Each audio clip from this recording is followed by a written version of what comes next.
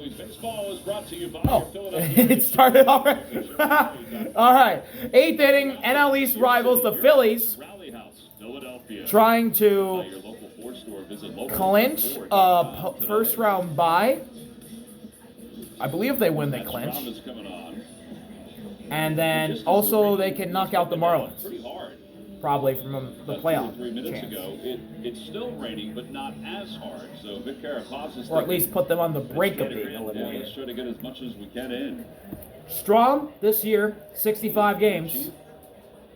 Xavier Edwards leads And he'll off pitch the for 8th against Xavier, who takes up and in. Ball 1.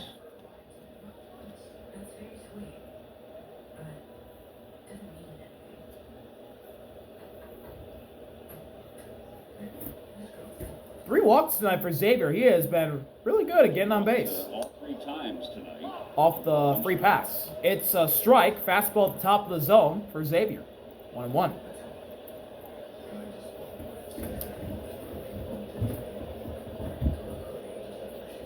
Did pour a little bit in the bottom of the 7th. Got the Phillies fans with their ponchos on as Xavier fouls away a slider. 1-2.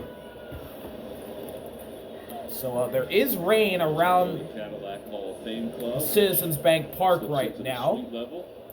Hopefully it's not like Monday night, or not Monday, Tuesday night, and we have to stop the game. Swing and a miss, strike 3! Slider right past Xavier for a strikeout for Strom. 1 out. Nice little start to the inning. Very nice. You said Edwards with 3 walks, his first 3 ABs. Matt Strom said, I'm going to put it. Yeah, Xavier was a little late there. Roberto Hernandez is going to be the pinch hitter for the Marlins. 10 home runs for him. 1 out, and here's the man who tied it on Tuesday night, right before the rain started. Here is Harry Berto.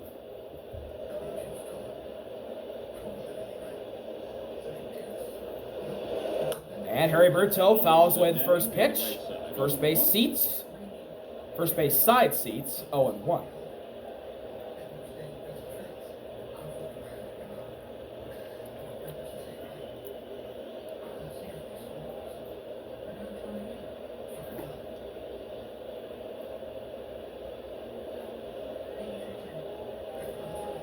One offering.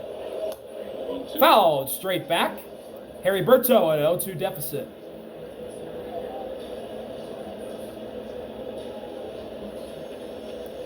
This is exactly the count where Harry Berto homered on Tuesday night. It was an 0-2 pitch from Johan Duran. Payoff pitch from Strom to Harry Berto. And it's popped up. Shallow right center. Bryson running out. He's got it. 2 outs. Lopez will be the batter. What do you got, Tara? Well, I know as the season winds down, we like to give members of our crew some love for all the hard work they do, and I want to give the fellow on our first base cam today, Humpy, some credit, because I've noticed the past few series, every time I come in, he tapes off, Brandon Marsh puts his glove in the same spot on the camera platform every single game. So Humpy started taping it off and putting the Marsh on it just to make sure no one was confused. He also is probably the most prepared. 2 outs. Here's Otto. He takes the ball in the dirt. 1-0 on a slider. There he is. There you go. But yeah, and Brandon makes sure every time. He never puts it outside the lines. He always puts it. The first half of the tic-tac-toe double play duo that the Marlins infield possesses. Now here's the second half. Got Xavier at first, and now Otto with a big swing and a miss. That slider, center cut. It's 1-1. Is Humpy's umbrella over top of it when he puts it there? It is a big umbrella. I have no idea, but Humpy makes sure he covers my chair if I'm not here and it starts raining. Humpy 1-1 offering. Big swing and a miss. That slider down and in. It's 1-2. Matt Strom looking to complete an 11-pitch outing with a punch out of Otto. Payoff pitch from Strom to Otto. And it's a high fastball. Counts tied up at 2 apiece. Otto's lone hit tonight was a single in the 4th.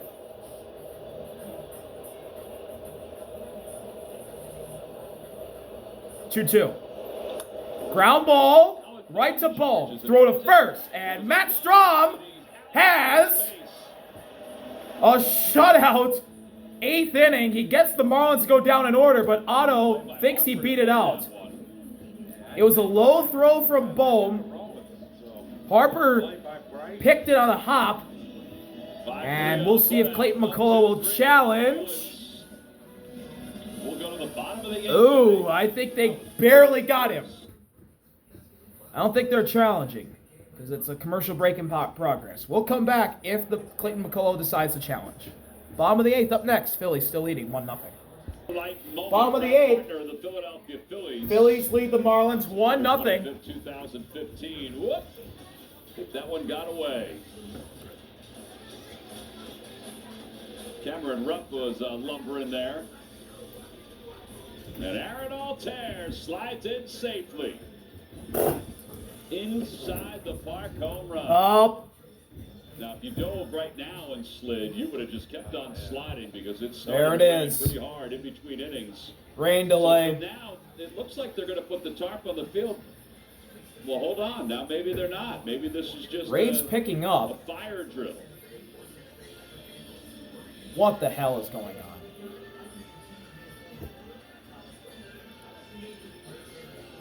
Well, that's a tough one. It is not easy to kind of figure this out. They're going to bring him out. Put it on? Yeah, I think they are going to put it on. Wow. Oh, no, they're going to take it off. Back in. Oh, yeah. They're going to bring him out. We're going to keep playing baseball. Oh, man. Well, they're doing their best to try to get this in because it is the final week of the regular season.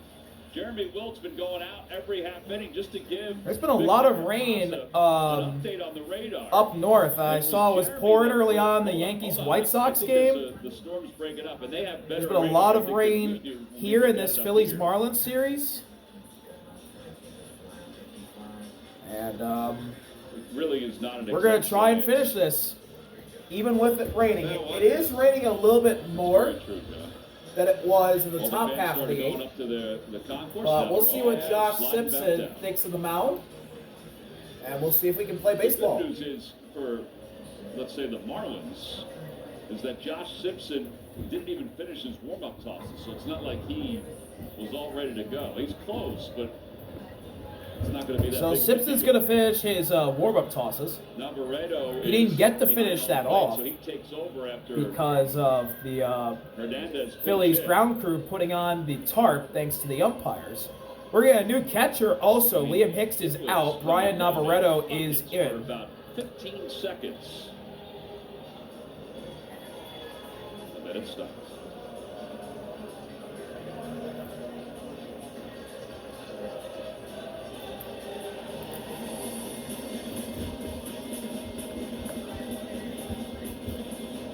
That's the craziest thing I've ever seen.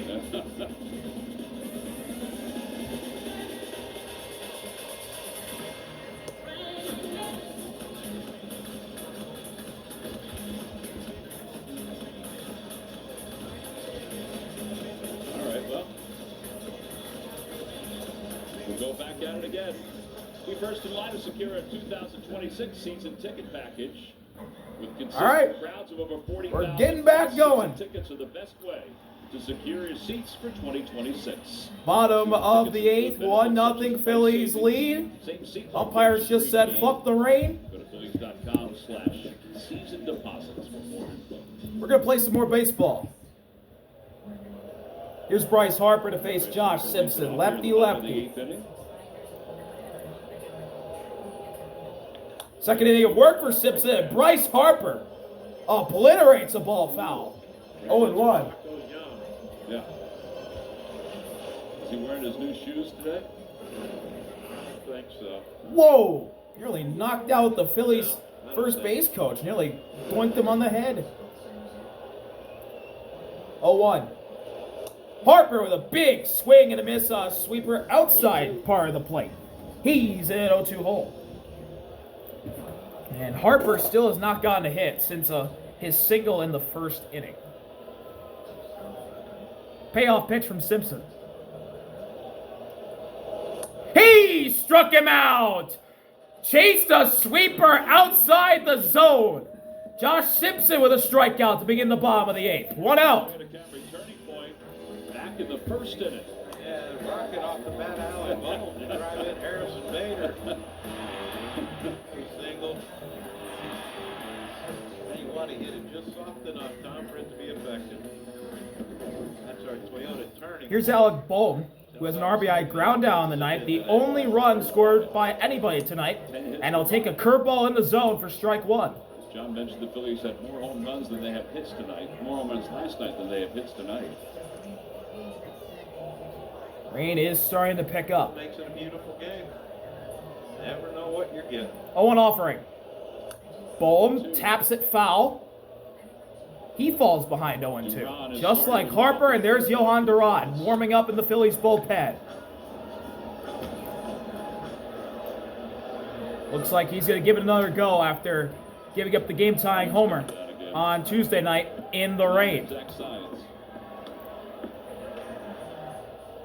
Rain really picking up. Pay off the Bohm. Fly ball through, base hit to center. Alec Bohm with a single. And the Phillies have an insurance run on first base. This could also be good for the Marlins. This does set up the inning-ending double play ball.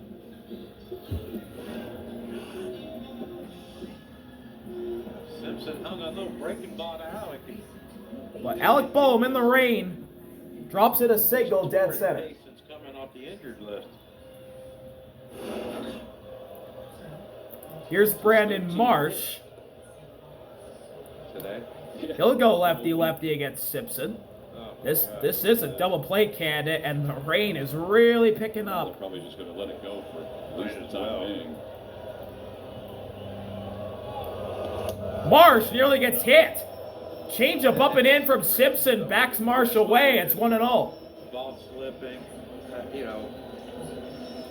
Depending on how this inning plays out for the Phillies, Durant's going to come in.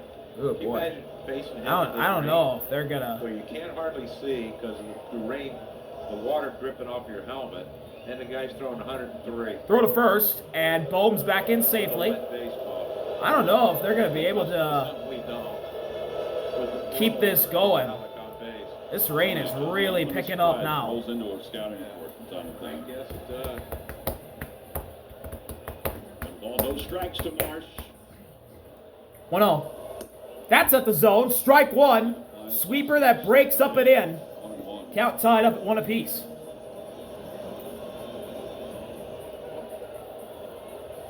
They didn't throw over with JT there. He steals a base. They didn't throw with Bryson, who's a base stealer. He steals a base.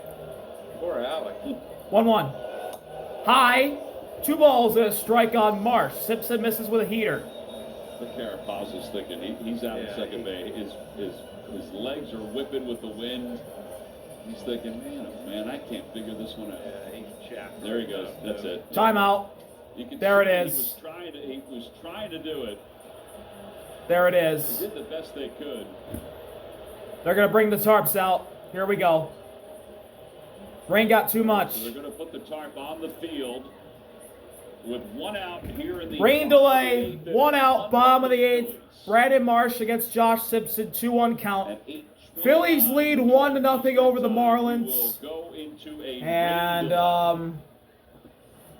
again, we're going to Carapaz stay tried to right wait. here. He held it off. They started to put the tarp on the mound and at home plate. But now it's coming down a little too hard, and there were a couple of slips by Simpson out on the mound. All right, so we are in a rain delay. 1-0 Phils. It is an official ball game. Let's go to Masterpiece Theater. We will go to Phillies Clubhouse while we wait through this rain delay. We're going to stay right here or just go to a different game.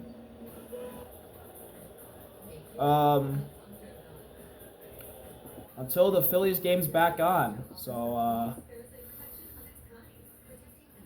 Red Sox, Blue Jays are tied at 0-0. They're in commercial right now. Let's go to White Sox, Yankees. 3-1 White Sox lead the Yankees here in the 5th.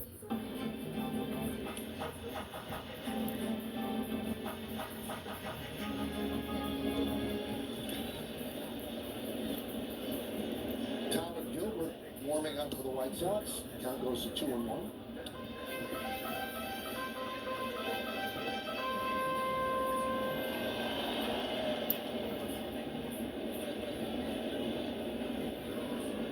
That reminds me, I do gotta get my Chromebook. Big cut, 2-2.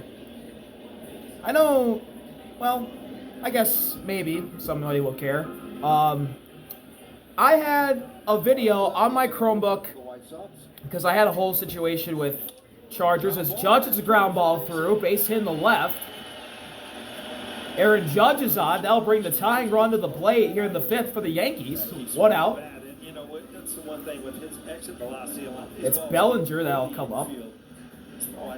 But I had a recording of the White Sox-Yankees game on Tuesday where the Yankees walked it off thanks to, they tied it and then walked it off thanks to Caballero, Before that hit, 51 his single that walked it off for the Yankees that clinched them a postseason spot. So because I had a whole scare with a Charger, I didn't have one for a good day and a half. So I couldn't really record anything.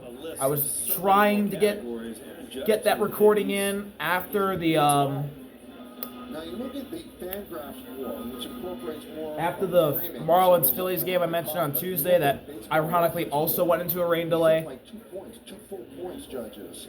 I Cal Raleigh leads in home runs and ribbies. Judge leads in everything else.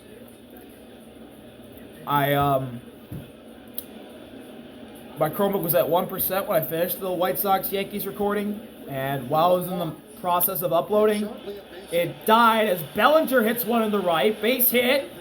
Judge will stop at second. Yankees have 2 on with 1 out in the 5th. This will be the go-ahead run to the plate now. Ben Rice, as Belly smacked it into right. Got a nice pitch to hit and smacked it in the right.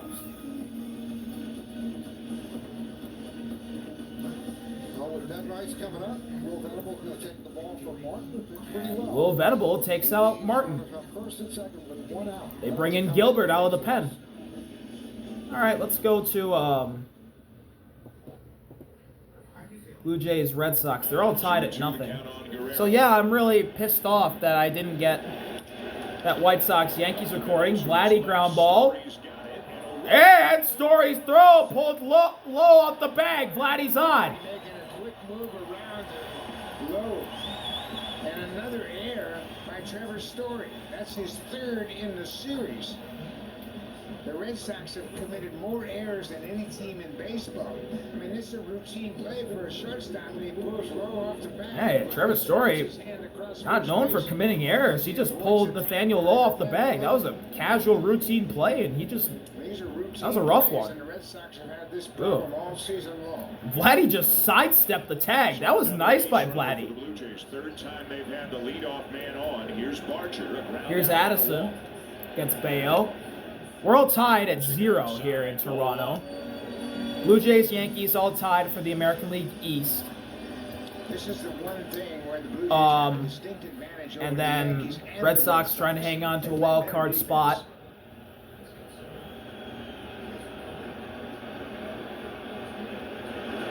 Two on Addison. Bayo misses wide. Last time, as he worked a 2-out walk from Bayo, so he's had a good look at him in his last 2 plate appearances.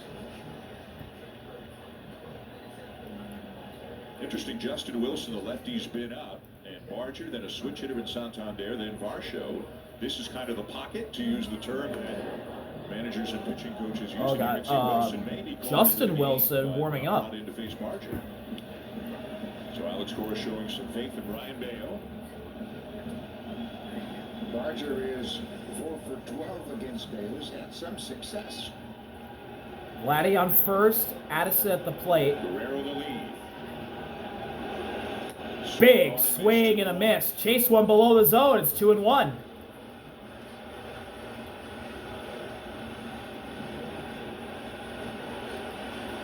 Maybe some weather on the way. The roof is closing. There's rain everywhere. 3-1. Addison takes another one outside. It's 3-1. Bayo's struggling now. And Barger laid off of it.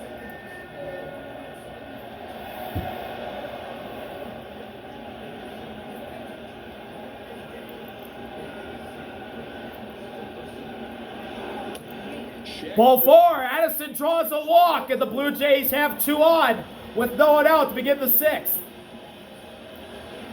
Oh, Santander's back. Hey, hell yeah, Santander's back. That's nice. Home with Beauty Tone Paint's Toronto Blue Jays collection. Only at Home Hardware and Building Centers. Here's how. Sweet. Anthony Santander's back. Blue Jays have the first 2 men on. Bayo Looks like Brian Bayo's going to stay in to face him. Anthony Santander's had a horrible season. A rough start to his year. Then he had an injury and he's been out for a long time. Now he's back in a big spot. He nearly gets hit. 1-0. He ducked out of the way. Woo! That nearly got him on the freaking hamstring. Oh, Bayo pulled that one way inside.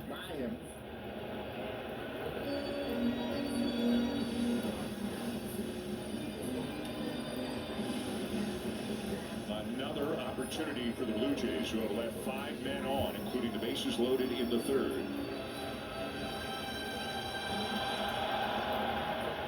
Santander has missed about 4 months. Wouldn't he love to be a big part of a big moment here in the last few days of the season? 1-0 pitch. Down and away. 2 balls and no strikes on Santander. He's in a hitter's count. He already has a hit tonight. Good pitch to hit in this situation. But he's swinging it out much better from this side than he has been from the right side.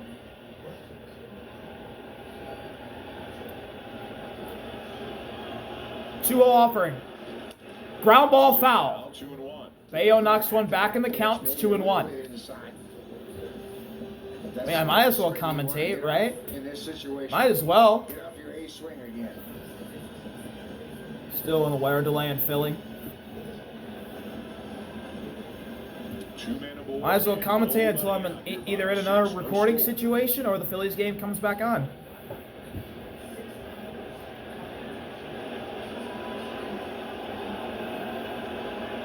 Two-1 to Santander. Tapped foul. 2-2.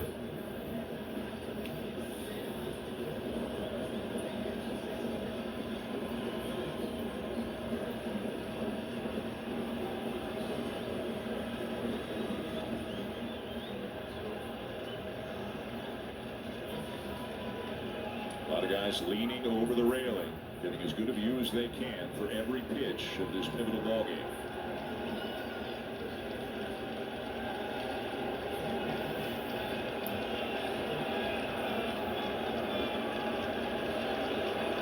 Two offering. Santander breaks his bat with a foul ball, third base side. He's going to have to go get some new wood. Went up the first baseline. Firewood! At the end of the bat, and I believe he's got a cupped bat, so when that happens, generally you'll see that bat splinter, as that one did. And pieces are going to fly all over the yard here. Oh. Ball went up the third base line, pieces of the bat went up the first base line, and Tony needs a new stick.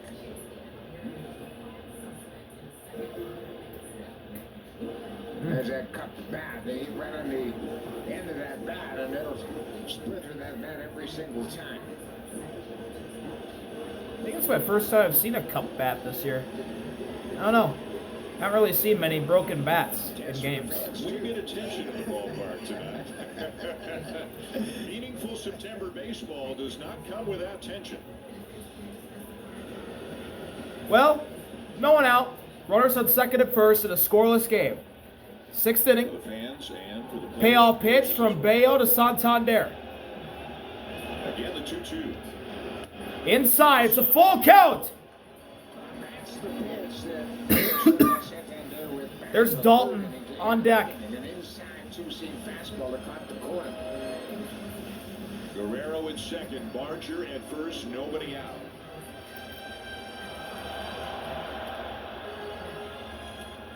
Ooh, it's got Brian Bayo's name on his glove. That's really cool. I like when you got gloves with people's name on it. Players' names, I should say. It's really nice touch. Full count delivery. And it it hit him. Santander gets plugged and the bases are loaded. Heineman got hit. Now Santander got hit.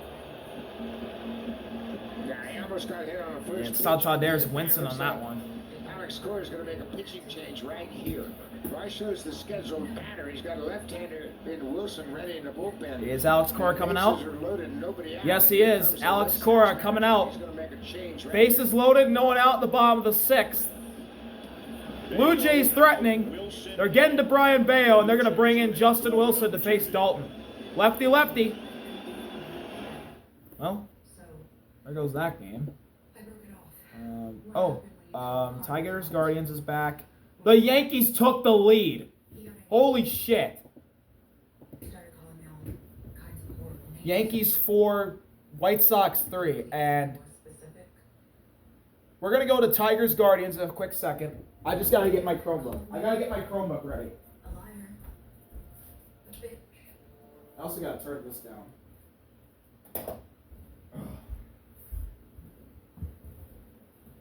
No, cowboy, I'm not taking you outside. My dog just got up. My dog just got up from on the couch. He's off camera. He might be on camera now. He wants to go outside.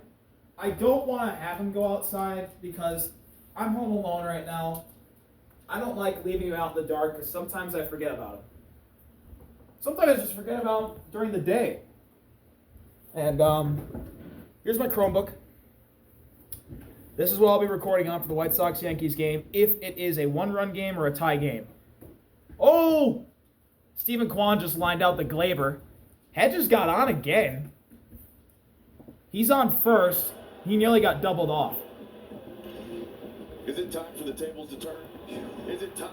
Look at Glaber. Look at Glaber. Holton's on the mound Jason, for Detroit. Jose Ramirez hit a ball to his left yesterday that was just out of his reach. Seemed like that's the way that things were going for the Tigers. Well, Tonight, we're getting out of Cleveland. A.J. Hinch is going to take Holton from the game. They're going to hit. And it's going to be Kyle Finnegan who comes in. Finnegan will come in to face Jonathan Rodriguez, the pinch hitter for Cleveland. 1 on, 1 out, 3-run game. All right, well, we leave Cleveland. Detroit's winning. That's big, so that'll tie the series back up. Okay. Red Sox, Blue Jays is back. Justin Wilson's in. that outing on Tuesday. And this is actually the first time he's ever faced Justin Wilson. Bases loaded, no one out. He's facing Dalton.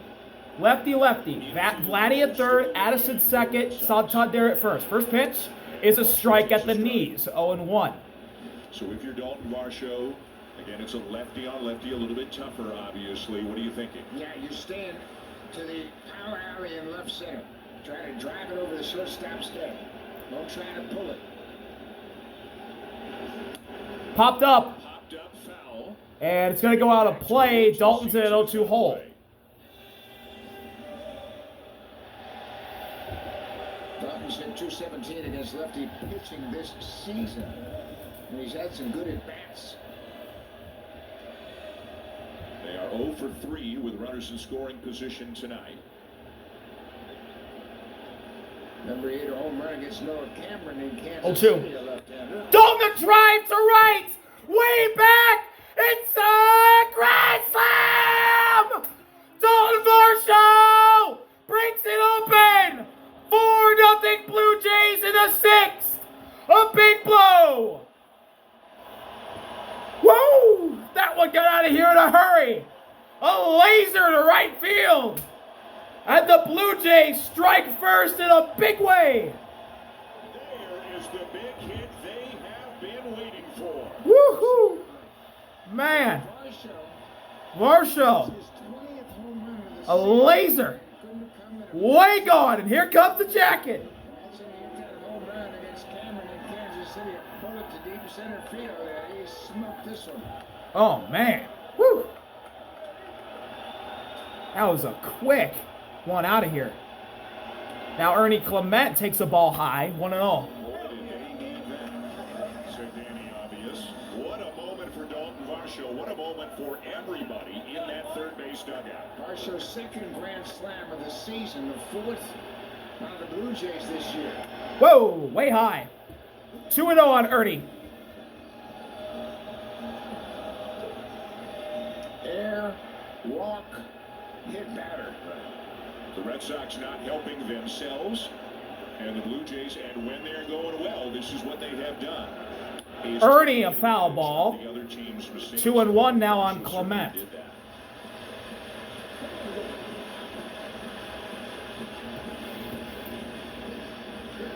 Twenty home runs. What a season Forgot there's he has football had. on tonight. 2-1 on Ernie Clement. That's down and in. 3-1 on Clement.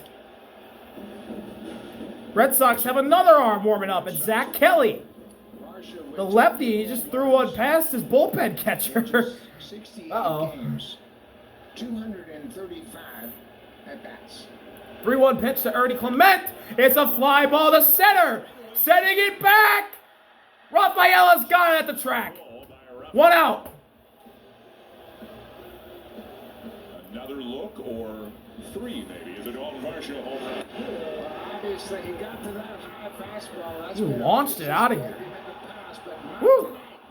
He jumps up Varsho. out of it and hits it high and deep into the bullpen. Big boy drive. Big boy slam. Grand slam home Give me some run. salami, he says. Biggest hit the Blue Jays have had in a week. Guerrero knew it. Here's Andres Jimenez. He'll take a strike. Strike now to Andres Jimenez. Slider that drops in the middle of the zone. It was a great pitch, and that's exactly where they wanted to pitch to him, but this time he got on top of that high fastball. 0-1. Jimenez, a ground ball. Passed! Low! Into right! Base hit! All the way to the wall! Andres Jimenez with a double! Will stop at second with a double. Blue Jays want more! This is more like it. We know these guys. I've seen this before. It's a breaking ball that Andres stays on. They got a little bit too much of the plate, and he hooks it past low down the right field corner. He was thinking about 3. He looked up to the third base coach and got the stop sign from Carlos Fabulous. That's it for Justin Wilson. Change for the Red Sox. Zach Kelly's going to come in. The Blue Jays have busted it open here. 4-0 after the grand slam by Varsho. All right, so, okay, Detroit and Cleveland are back. And J-Ram just got a RBI knock. It's a double. So that scores Hedges. 4-2, bottom of the 8th.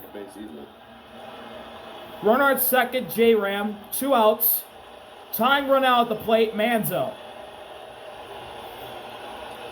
If Manzo scores Ramirez, I'm ending this recording, by the way. He may have. Nope. Foul ball. First base side, 0-1. Manzardo 0 for 3. Fly out, pop out, ground out. You see him start out with the split. Manzardo trying to cheat to the fastball. Was out in front.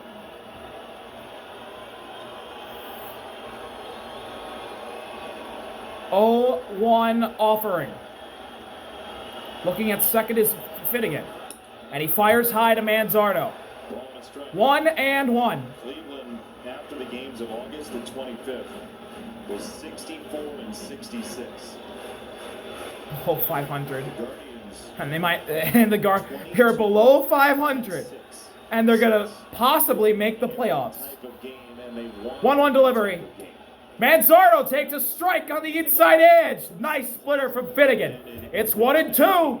In September, specifically. And with 2 outs in the bottom of the 8th, this pitch can send the Tigers to the 9th with the lead. They came out and took control of this game. Now, with them wavering a little bit, see what Finnegan 1-2. Got him! Fastball right down the pipe. Doors by Manzardo to end the inning. Big strikeout from Kyle Finnegan. And the Tigers stay in front 4-2. The Guardians do cut into the lead, but they cannot tie it. They leave a run in scoring position. We'll go in the 9th. Detroit leading in this marquee matchup. Okay. Phillies still rain delay. We're back in Toronto. Is that the only game on right now? Well, besides football. I don't really want to do football yet. Go back to Toronto.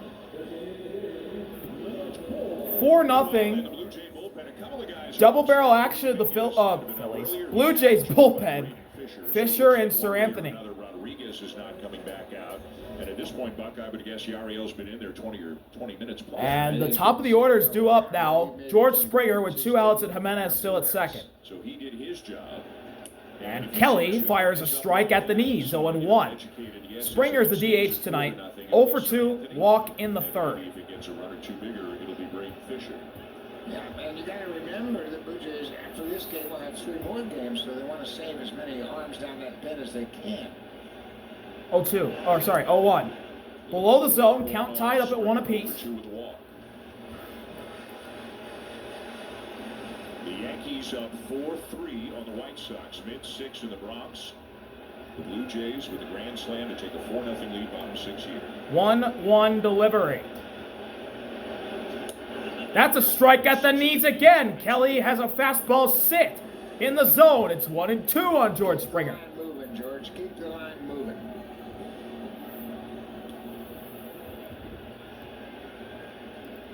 Payoff pitch from Kelly to Springer. Ground ball foul, third base side will do it again. Talk about the Red Sox committing so many errors, and it was an error that started this inning on a routine ground ball to the shortstop. Trevor Story committed that error. That's his 19th error. That ties Anthony Volpe of the Yankees for the most errors. Oh. 1-2 offering. Springer, a ground ball, foul, just foul. Pulled it just wide of third base. Whew. That was close. If that was fair, that's run number 5 for the Blue Jays this inning. And if he can't help with his bat, he'll try to help him with his glove or his legs or whatever. And he saw Nathaniel Lowe come off the bag, and then he slid around Lowe as he was trying to put the tag on Vladdy. 1-2. Foul all the way again. Springer choosing the battle here. He got down there fast. If you're Damn. a sprint speed person, he Oh. was about 29 feet per second. That is really fast. Vladdy is a faster guy this year than he has been in the past. And he's gotten down the line twice fast tonight. The infield hit and then reaching on the air. Another 1-2. Springer, a fly ball to right. Way back and gone! George Springer adds on! 2-run homer! 6-0 Blue Jays. They score 6 in the 6th.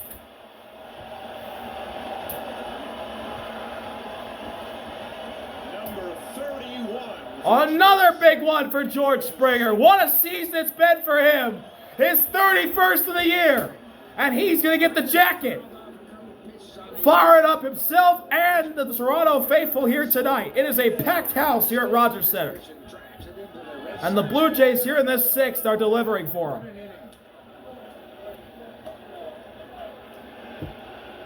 Nathan Lucas at the plate. Fouls away the first pitch. 0-1. Here's the Springer homer. It's a four-seam fastball down and away, and look how he stays on it. Fastball down and away, and he taps it out to right. That has carry and goes to the bullpen. How many times have we seen that kind of emotion from George Springer in big moments this year? 0-1 to Lucas. He hits a fly ball right to Alex Bregman, who's playing in. That'll end the inning. But the Blue Jays load him up off bail. Varsho launches a grand slam out of here.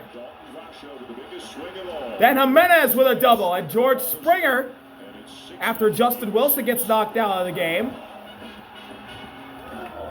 hits a 2-run homer off Zach Kelly. 6-0 Blue Jays in the 6th. Wow, what an inning. Okay. We'll go to Yankee land now. Ryan McMahon just got plunked.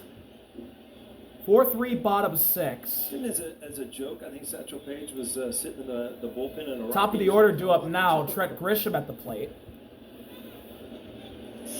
And he'll take a strike. He must have been at the age of 59. that he could do that. Right. I think Gilbert's still in. Grisham's 1 for 3, a single at the first to lead off the game, and he scored a run. Yankees got Luke Weaver warming up in the I bullpen. can't get the ball from the mound to the plate at this point. Through at first, McMahon's back safely. Also, on this date, 1968, Mickey Mantle's last game at Yankee Stadium. And because it's Mickey Mantle, it has to be something special. He gets the Yankees' only hit against Louis Tiant, who was starting then for Cleveland. So Tiant pitched a one-hitter and Mantle got the hit. I wonder if he'd announced that before. And everybody knew? Yeah. 0-1. Down away, it gets by! It gets by Teal! And McMahon moves up to second.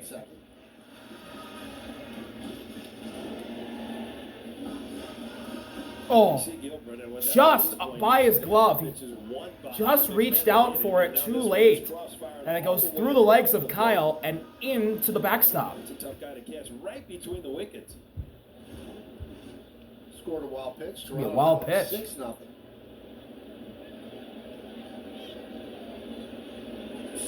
Grisham, fly ball to right center.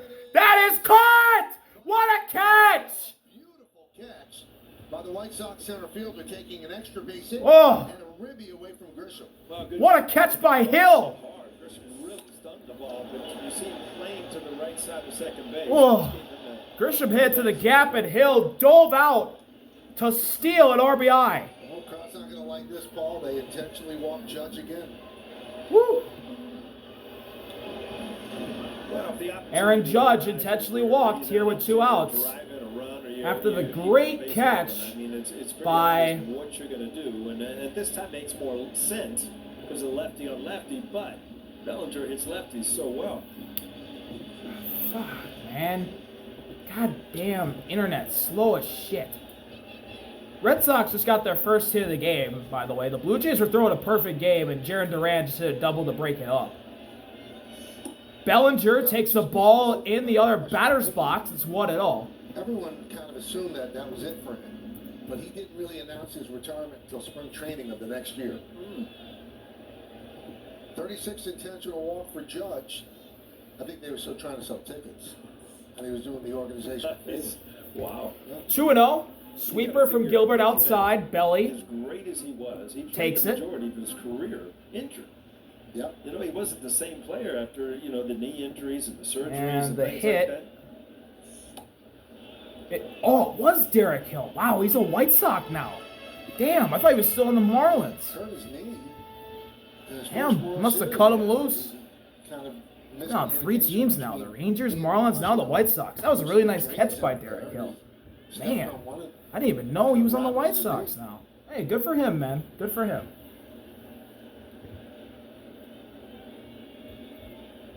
Tyler Gilbert behind Belly, 2-1. Ground ball, foul. 2-2. 2-2. Red Sox get a run back. Trevor Story singled in Jarren Duran, but they're still trailing the Blue Jays. It's 6-1 now in the top of the 7th. Yeah, Trevor Story just did knock in Jarren Duran. It's 6-1 Blue Jays ahead of the Red Sox. A tie cannot do it for the Yanks because they lost in the season series. They've got to finish a game ahead of Toronto. Payoff pitch from Gilbert to Bellinger. Outside, ball 3. It's a full count. Detroit leading Cleveland 4-2. 2 outs in the 6th. 2 runners on. McMahon at second, Judge at first. A walk to Bellinger loads him up. Big pitch here. Tyler Gilbert readies the full count delivery. He lets it go. And it's up and in. Ball 4. Cody Bellinger draws a walk, and the bases are loaded for the Bronx Bombers. And that brings up Ben Rice.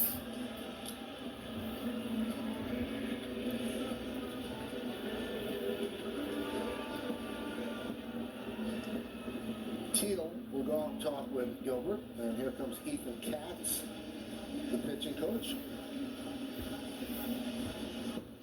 Life moves, and so should your connection. Get fast and reliable speeds on the network that moves with you. Spectrum. Mound visit for the White Sox. before Tyler Gilbert faces Ben Rice.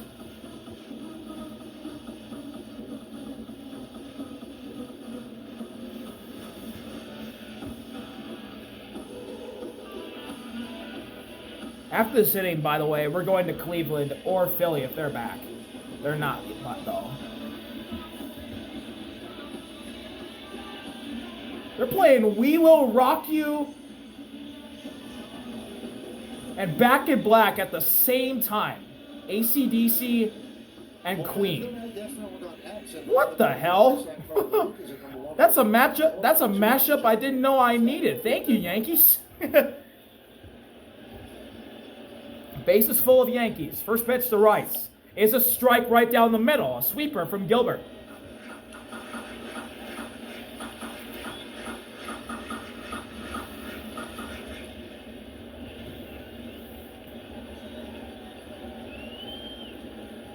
A 1.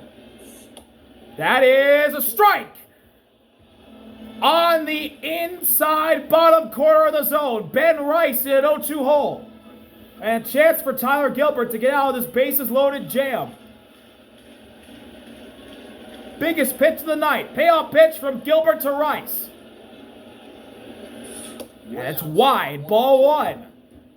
Pulls a cutter wide. Then he grounded to second, and then walked and scored. That's the difference in the game. He scored on the bases clearing double by Stanton in the 5th. 1-2. Outside again. Rice has worked this count to a tie.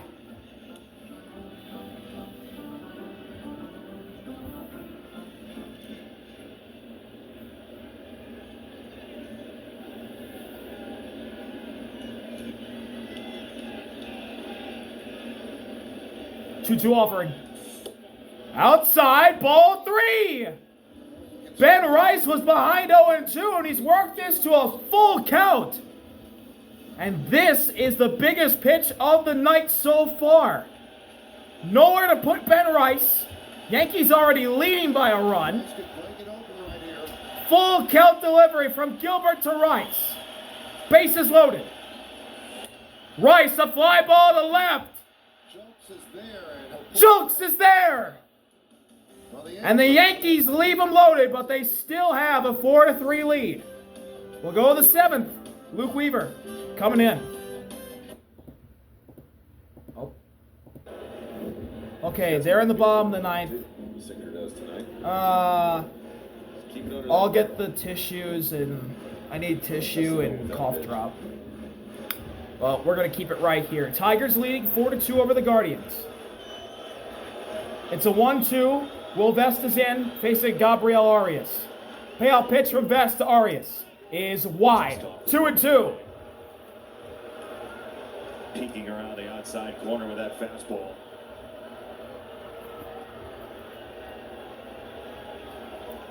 A 2-2 run game. 2-2 offering. Got him looking! Fastball at the knees! Vest freezes Gabriel for the first down of the 9th. Huge pitch by Will Vest. Down and in earlier in the at-bat, and then he comes with the 4-seam on the bottom rail. It's a little different movement profile. Dylan Dingler. 1 out. Big pitch right there from Will Vest. He was on his way back up. Still got to get 2 more. Thing of beauty in slow motion from Dylan Dingler. Here's Angel. Now Angel Martinez takes the ball up and out. 1-0. Fastball high from Vest.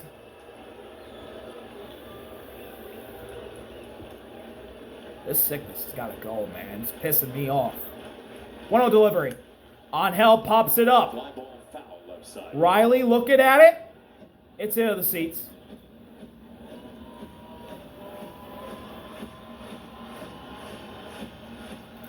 Everyone on their feet at Progressive Field. Maybe like 3 people in seats. 1-1 delivery. Angel, a little late on that fastball that was right at the pipe. Vest attacking, and he's ahead now 1-2. Deepen up at third base. Take away a little bit of the hole on the left side. Already 1 out this bottom of the 9th. 2-run lead for the Tigers. Vest trying to protect. His payoff is a swing and a miss. A slider in there. on the inside part of the plate. He gets a whiff from Martinez. And the Guardians are down to their final out. And threw a slider with extra sauce. Huge pitch. He gets Angel to swing under it.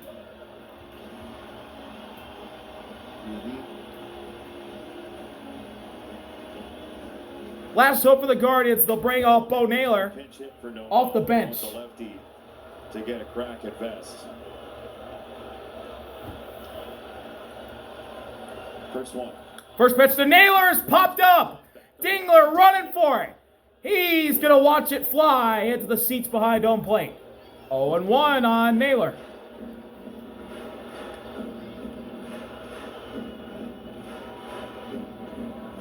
They know they have to attack early. First pitch swinging. That's what they've been doing against Vest.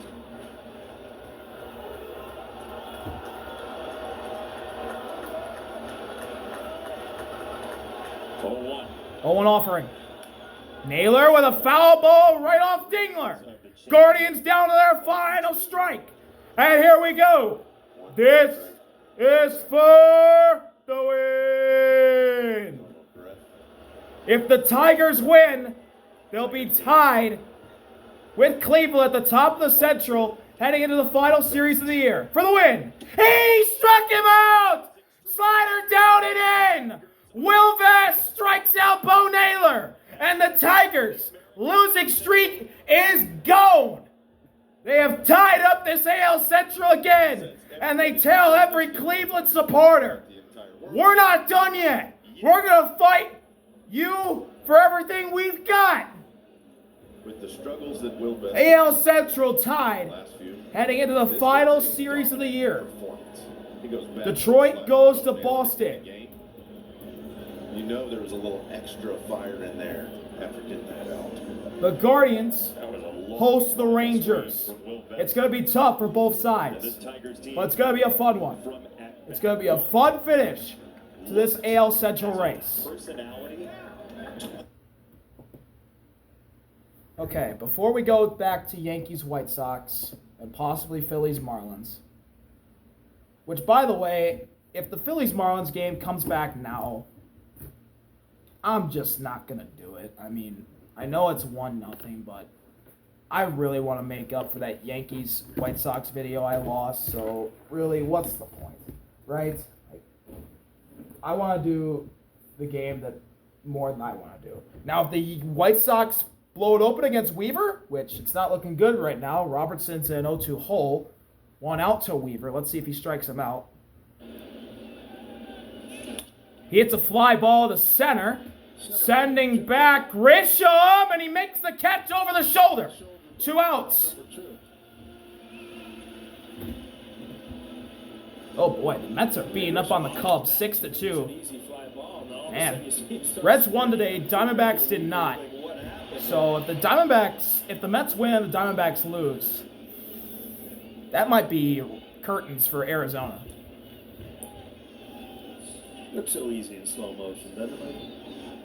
2 outs in the 7th. Here is Derek Hill,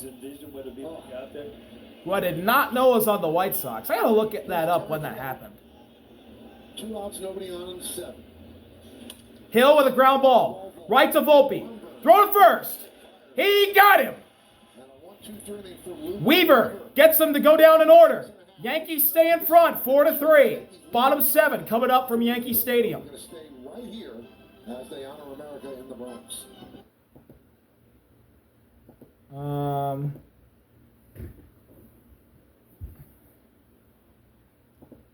going to go get my... Oh, wow, the Mets speed up on Shota. Ooh. I'm going to go and get a cough drop because my throat's starting to hurt again. My nose is starting to run, so I'm going to go get some tissue. I'll be right back. Yeah, 6-2 Mets, 2 outs. Brett Beatty's up against Shota.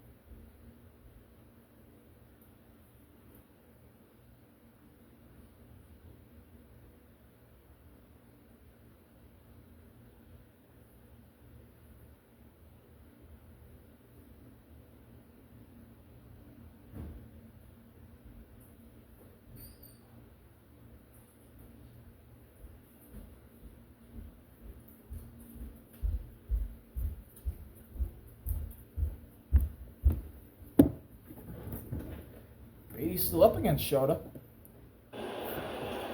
2 outs, runner at first. 1-2 count to Brett. 6-2 Mets leading the Cubs in the 6th. No matter what happens here tonight. Mets win. They stay a game ahead of the Reds. Padres finished their season in Arizona, I believe. Payoff pitch. At home. Shota gets Brett to have a slow ground ball. Gets by Shota. And Beatty's on. Nico can't make the play.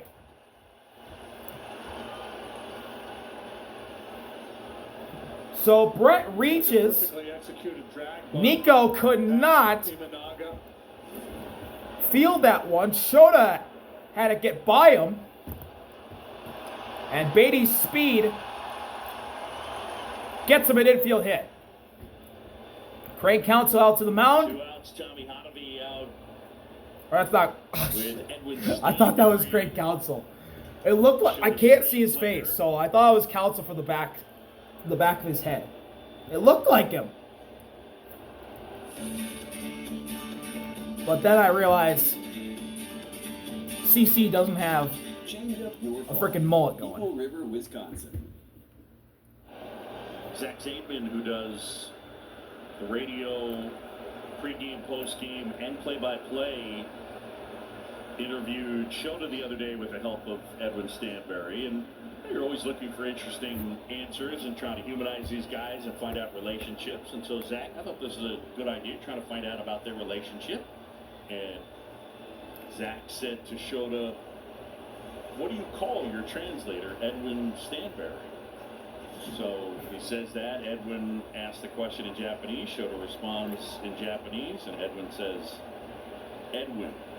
No nickname, no Edwin. Edwin. 1-0 on Tyrone Taylor. Shota misses high and outside. This is here tonight.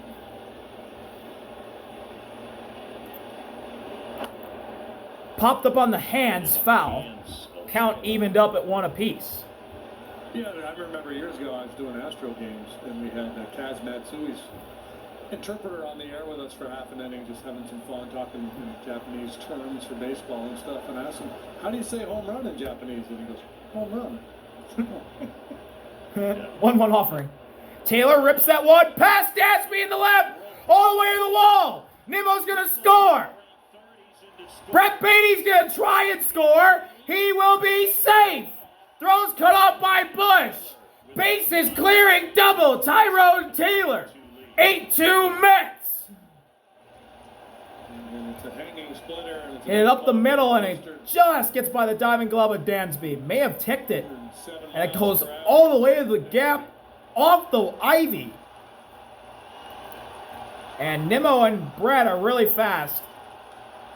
And Nimmo scores from second. Beatty scores from first. And the throw's cut off. And that's it for Shota. The way Shota Imanaga wanted to finish his regular season. Pitching change.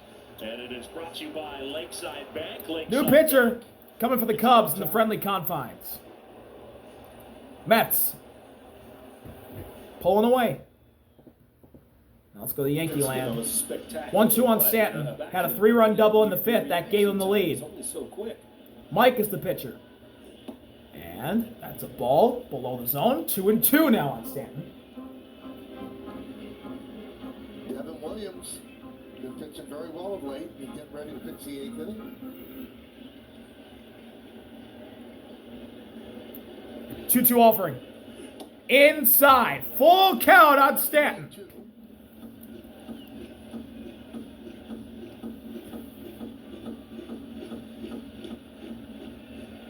Nassau was the one White Sox reliever that we had not yet seen in this series. So. Full count delivery from Mike to Stanton.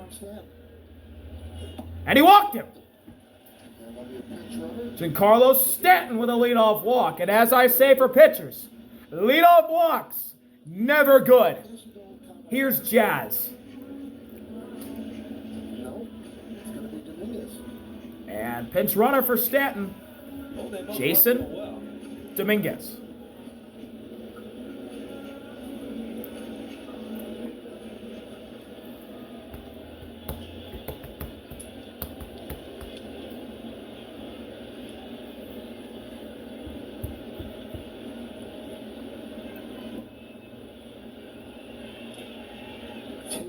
Throw to first, and it nearly gets by Vargas. Dominguez slides in safe.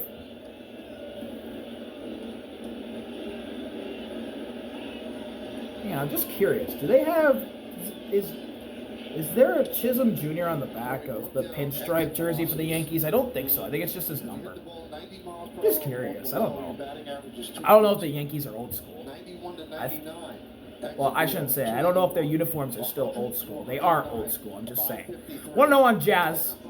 Mike misses with a sinker up and out. That's pretty good. Yeah, it just goes to show you. And you can do the same thing with counts, strike one, ball one, 2-2, 0-2. I mean, there's so many variables that come into high average when you're looking at numbers. 1-0 offering. Jazz, a ground ball. Vargas going to second. No, he doesn't. He'll just step on first. Well, because of Dominguez's speed. Vargas took a long look, and he realized he couldn't get Dominguez. He'll just get Jazz at first. 1 out. And the Yankees That's going to be a tough play right there. have a runner in scoring position. Dominguez got a good jump, good secondary lead. For Wishing Wells. Here's Austin to the plate. Catcher single in the second. His only hit tonight. And that's the in a one-run game, that's not the chance you want to take. Mike steps off.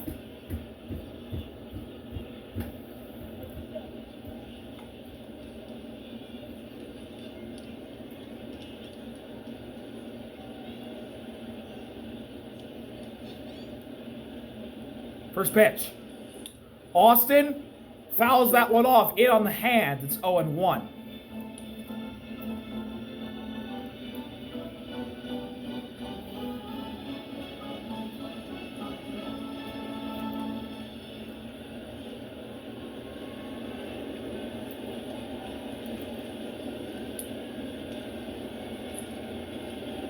One delivery. That is just off the plate, and the count's knotted up at 1 apiece. Fastball pulled wide.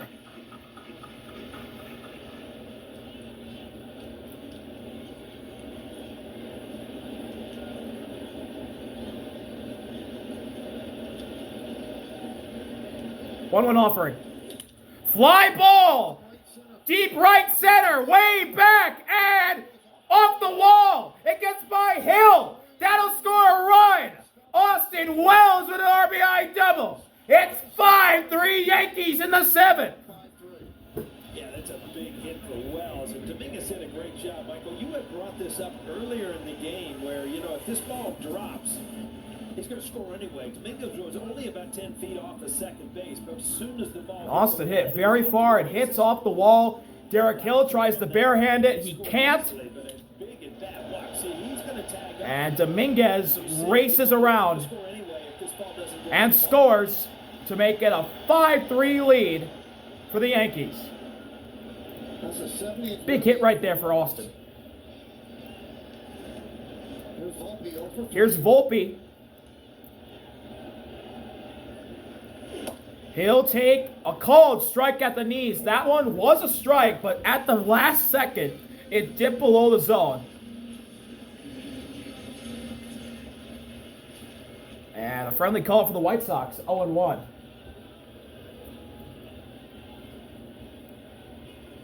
Outside, counts knotted up at 1 apiece.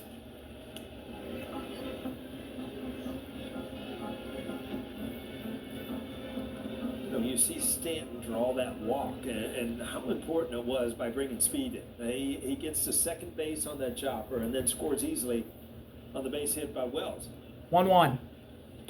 Outside again. 2 balls, a strike on Volpe. Good eye right there.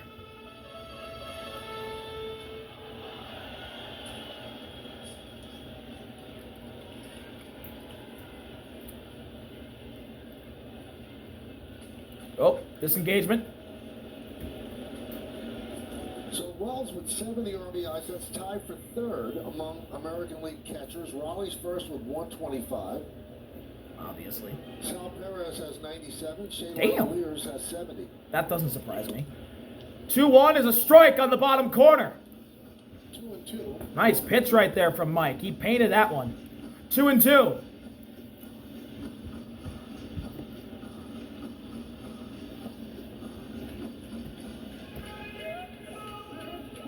Uh-oh. Aaron Boone, the home plate umpire in a barking match. Just letting him know that he missed by a half an inch, he said, right? Yep.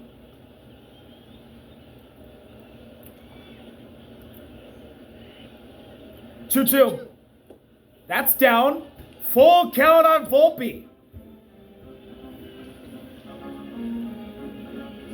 Devin and Fernando Cruz warming up in the Yankees bullpen.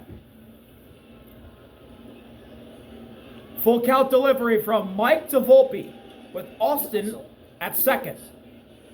And Volpe takes a hack at and fouls it straight back. We'll do it again. Yankees lead 5-3. You see the score there on the bottom right-hand corner of your screen. Toronto leading Boston 6-1. Top of the 8th inning as they try to salvage the final game of that 3-game set. And they will finish up this weekend against Tampa Bay. Full count delivery again. Pop straight up. Teal is under it, and he's got it. 2 outs. Well, tomorrow night on yes, the Yankees kick off the final series of the regular season with a matchup against the Orioles here in the Bronx. And every game matters so much. So tune in for coverage beginning at 6 with batting practice in the pregame. Then first pitch is scheduled for 7:05 on yes, and the Diamond Sports Hour. Here's the 9-hitter Ryan McMahon. He's got a single and a hit by pitch tonight. You got a clear slate tomorrow, Michael? The rain out of the area? I'm not sure. Yeah. I hope so. Now, I don't have a clean slate, but I've got some responsibilities. Meredith is putting me to work, right, Meredith? I most definitely am. Paul, huge BP All Access. The full 30 minutes. Michael is going to join me. I cannot wait. I'm so excited. Are you excited? You know what? You've got an 18-hour radio show, then a pregame show, then a game. Now, you just like to hear yourself talk. That's just the way it is. He's the hardest working man in the biz, Paul. That's what it is. His voices. And When you're talented, you're talented. Hey, if you want to stop by, Paul. Save his voice. I might have another appointment. Save his voice. Give it a shot, though, huh? That's a hard pass, Michael. 1-0. Do a 10-year review. Which That is down and in. Also, no 2-0 on McMahon. I actually was live. I got to watch one of them. I might stop by for that. That was impressive. Do you feel pressure, Michael? Everyone has been waiting for this all year long. You know what? Pressure either cracks pipes or makes diamonds, so we'll see how it goes. Are you a crack pipe? Strike one, McMahon. Listen to this. The Orioles are in town tomorrow, as we know, for the final 3 games of the season. Well, it was their rookie dress-up day. They left Camden Yards dressed like minions. Minions? Wow. Animated minions? Yeah. Oh, boy. A sight to be seen, Paul. Do you know what a minion is? Yeah, I do. You have grandkids, you know. You're exactly right. 2-1 offering. McMahon taps it foul. It's 2-2. Last trip, we've seen a lot. I mean, we really have seen a lot.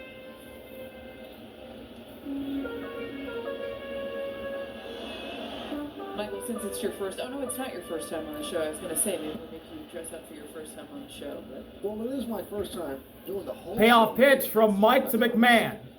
This is a big responsibility. let's see what we can come Down up with in the dirt. Full count on Ryan McMahon. 6 o'clock on the Yes Network.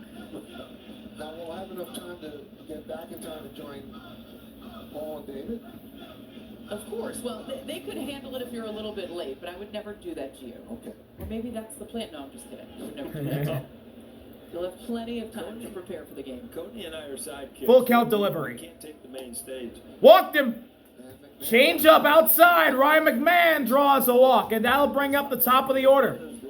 Trent Grisham with 2 on and 2 out in the bottom of the 7th. Years ago, they put Hooters shorts on the players, and they took away their underwear too, and they made them go sign autographs. Grisham 1 for 4. And the poor guy. Single in the first, and he scored a rod. Got an RBI taken away from him by Derek Hill. Last inning, I believe. This game will do a lot of things to you, Michael. You know that? Mm-hmm.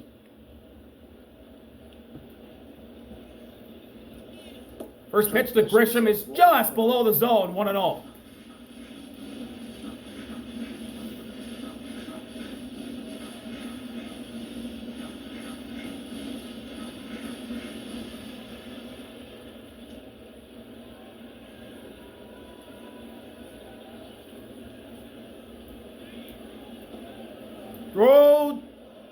to first, and he balked.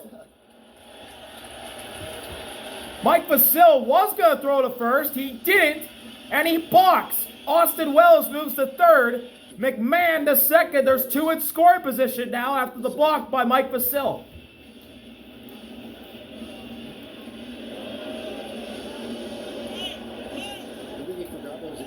Yeah, I think so.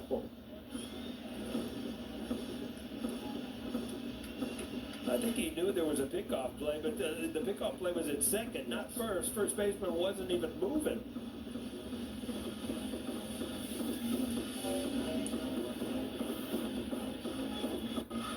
Big spot now for Grisham.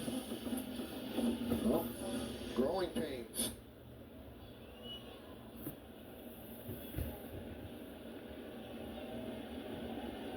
Trying to take advantage of the rookie mistake by Mike. And Mike responds after the balk by firing a changeup in the zone. 1-1.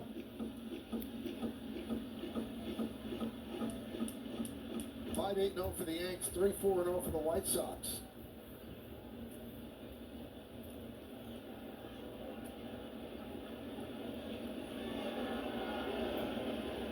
One delivery. Grisham with a swing and a miss. Mike gets a changeup past him. That's 1-2. Whatever you would like to, whatever makes you most comfortable, Michael. I just want to make sure you're comfortable on the set. Well, Meredith is dressed to the T every day, Michael, so don't show up in a T-shirt or a hoodie or something. You know, you got to dress to your audience. My audience, not my co-host. Oh, okay. So you're just going to let her show you up on camera. She always does. She's elegant and exquisite, and I'm a big lug. Oh. Not a big lug, but thank you. Full count delivery, or 1-2 delivery from Mike to Grisham, and he struck him out! Fastball right down the pipe, went right at him. But the Yankees get a run after Austin Wells hits one to right center. Off the wall, and it's 5-3 Yankees heading to the 8th. Bro, I hate the White Sox! Dude, come on, man. All you had to do was not give up a run, and what do? You give up a run. What the fuck? Oh my god, I'm trying to get a recording back, people. I'm not trying to hate on the Yankees.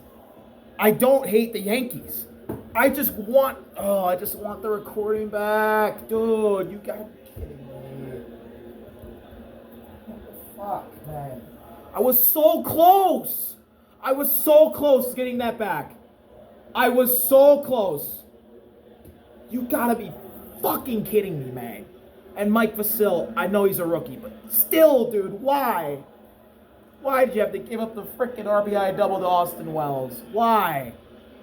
Oh my god, man. Come on, I can't catch a break. And now the White Sox aren't gonna score the rest of the game, right? That's just how this shit goes, right? Dude, I was so close to getting my freaking recording back for the Yankees White Sox game that I missed. The Yankees that got fucking taken from me. I was so close. But no. The Yankees score a run. It's 5-3. And I know my internal rule. I said at the beginning of the season, I'm not changing it. There's not a special reason tonight that I would change it for. We're not in the playoffs here. Yankees baseball on yet? Slow for an answer. Well, we're back. Yankees leading the White Sox 5-3 here in the 8th. And by the New York Lottery, get out there and play. There's a party going on right here. A celebration. There we go. Yeah. Now you woke me up. We got some lyrics. I really got. And we have a new pitcher. It's Devin. Devin's in to face the top of the White Sox order. And he's had 7 consecutive scoreless appearances. Great time for him to start figuring it out, right before playoff time. I thought those people were getting ready for Coney in the booth tomorrow. We got the cone heads out there with a happy birthday. Happy birthday.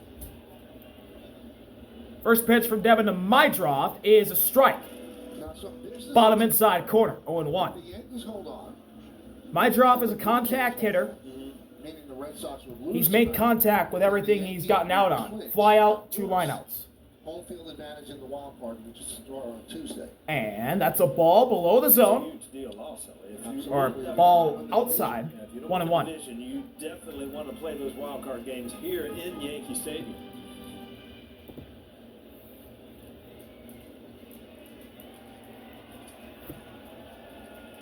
Swing and a miss. Inside changeup from Devin gets a whiff from my drop. It's 1-2. Locker room. Have they done anything to the locker room? Enlarged it at all? The actual locker room is the same, but they actually have built another room in the back for treatment and stuff like that where you can eat. Okay. Yeah. But for as far as like a playoff Pitch. in the press, And a check swing. He went around. No appeal needed. My drop gone. They have a side room where you can 1 out. Devin with a big strikeout. As my drop goes down on strikes. Well, this is the 6th Yankee strikeout. It's brought to you by Audi in the 2025 Audi Q6. Visit your local Tri-State Audi dealer today. Now here's Curtis Mead. Mead hitless tonight. I'll tell you He what, takes a ball. have straight 1-0. Devin Williams. And Weaver. And Bednar is your closer. You got to feel much better going on the postseason. well, I think at the trade deadline, that's what Aaron Boone envisioned, that, you know, Bednar, 1-0 offering. Mead taps it foul. Williams, Weaver, he felt like 1-1. he had so many, you know, things to match up with. And all of a sudden here in the last couple of weeks, it's kind of ending up that way. And don't forget the wild card of Fernando Cruz, who's really tough out of the pen as well. So you would say that the bullpen coming down the last month and a half was your biggest concern. Even if you make the postseason, how would you fare if your bullpen's so shaky? But it looks like it's steadying just a bit. And the guy in the 1-1, a check swing, up and in. He did not go. 2-1 on Mead.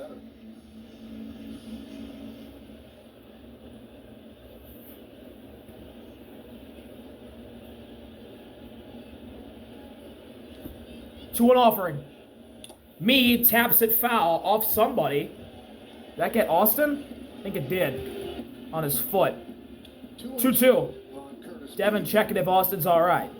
Also, an interesting stat from Sarah Langs of Major League Baseball. This is the first time since the move to 6 divisions in 1994 that at least one team in all 6 divisions led by 5.5 games or more and eventually fell out of first place. Payoff pitch from Devin to Mead. Now you might say, well, High fly Blue Jays foul. have fallen out of first place. We're not talking about the Blue Jays. The Yankees at one point had a 7-game Mead lead stays alive. in the division, and they fell out of first place. Every other division had a team that was 5.5 or more up, and they fell out of first place. That's wild. Another 2-2. Mead fouls it away third base side. He's going to choose the battle here.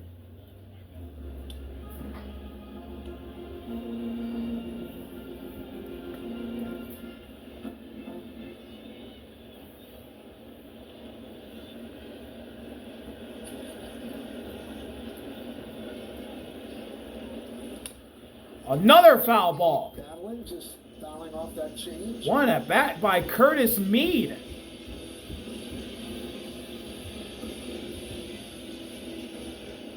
Making Devin work. Gonna strike me out. You're gonna have to really throw something good. 2-2. And once again, a little tap foul by Curtis Mead. What an at bat by him, man. You're not going to be a hometowner. It's an honest opinion. Absolutely. I've got ethics. Okay. I think this is pitch number 9 between these two. What was the top number of the year?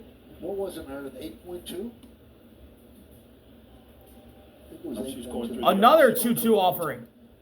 And he struck him out. There's the changeup from Devin. Just dropped it below the zone. He got Mead to swing over it. 2 outs. Airbender doing his work. Postseason tickets are going fast, so visit Yankees.com/postseason today. Well, rumor has it. See. So now here is the White Sox top rookie. It's Colson. Multi-hit night for Colson so far, and he watches the fastball rise to the top of the zone for strike 1. Single and a double tonight for Colson. 8.1 in both Pittsburgh and Houston, and there was a little bit of controversy earlier in the year. Michael was influenced by somebody in Detroit 0-1. who had to do a retraction. So High, ball 1. Count tied up now. The chef of the ballpark was standing at the front. If I gave him like a 5, he might have punched me in the face. But I had a big apology video after that. Didn't sleep all night, he told me, Paul. He just couldn't live with himself. 1 on offering. That is a strike at the knees. Change up from Devin. Gets a strike call. Colson calls time. And now Devin's 1 pitch away from keeping the Yankees in front. 1-2 on Colson Montgomery. Or for throwing a 1-2-3 8th inning here against the White Sox. Payoff pitch. And it's just inside a fastball. That just misses. On the borderline, 2-2. Devin Williams seems so much more confident and sure of himself on the mound. Had such a tentative nature when he was struggling. Devin looking to strike out the side. Here's his 2-2. High, full count on Colson. 3-2. A walk brings the tying run to the plate. Devin trying to encourage himself. Full count delivery. 2 outs in the 8th. Devin fires. And he spiked it. Colson draws a walk, and the tying run comes up with 2 outs in the 8th. It is Edgar, the rookie DH. Series offensively the whole time in town here. Long home run, a couple hard hit balls, played good defense. So, what you said earlier in the game that they feel like they plugged holes for the future. Montgomery might be one. 2 outs. Here's Edgar. Colson at first. Tying run at the plate, which is Edgar. And Devin misses up and out to him. 1-0. 1-0. Edgar's hit list tonight, a strikeout, ground out, and a fielder's choice.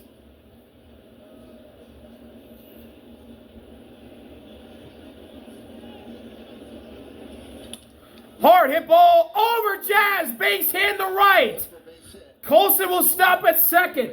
And the White Sox have a 2-out rally brewing. Colson on with a walk. Edgar with a 2-out single over the glove of Jazz. The ball wasn't quite there yet. And the go-ahead run to the plate now. And you just can't stay up there in the air. You try to climb that ladder. Just over his glove. Wow. So close for Jazz. Just out of reach. And here comes Matt Blake to talk with Devin. So Miguel Vargas now will come to the plate as the go-ahead run with 2 outs in the 8th. Top of the 9th inning in Toronto. Devin on the mound. Bednar, the closer, warming up for the Yankees. Bednar heating up. And he has really filled into that Yankees closer role nicely after getting traded here from Pittsburgh. Or traded to here from Pittsburgh.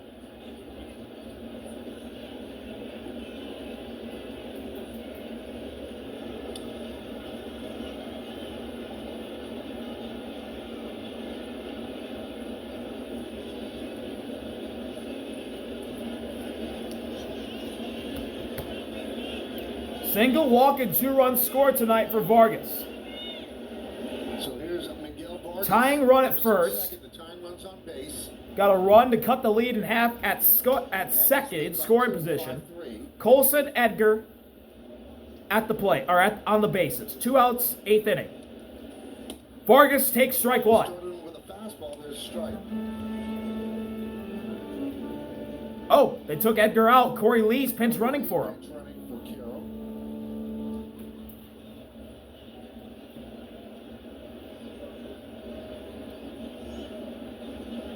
0-1. That is just off the plate. Count tied up at 1 apiece. Devin just pulled that fastball outside. And Vargas ties the count up. Teal on deck.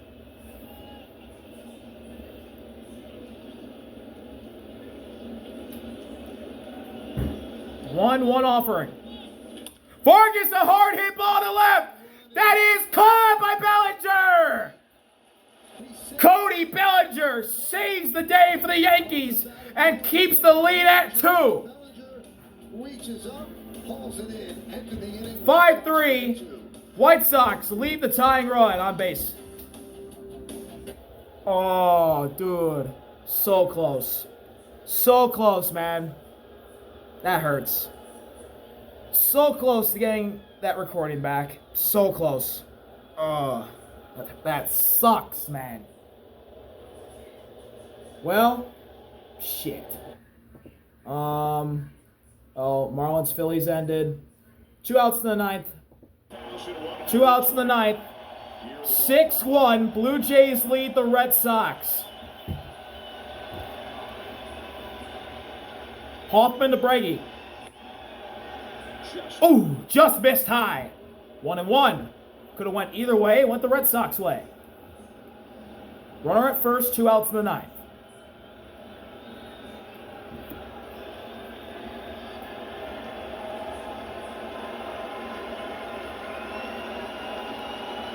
One delivery. Popped up. Heineman watches it go foul. The Red Sox down to their final strike. After their 6-run rally in the 6th. Jeff Hoffman 1 pitch away. This is for the win.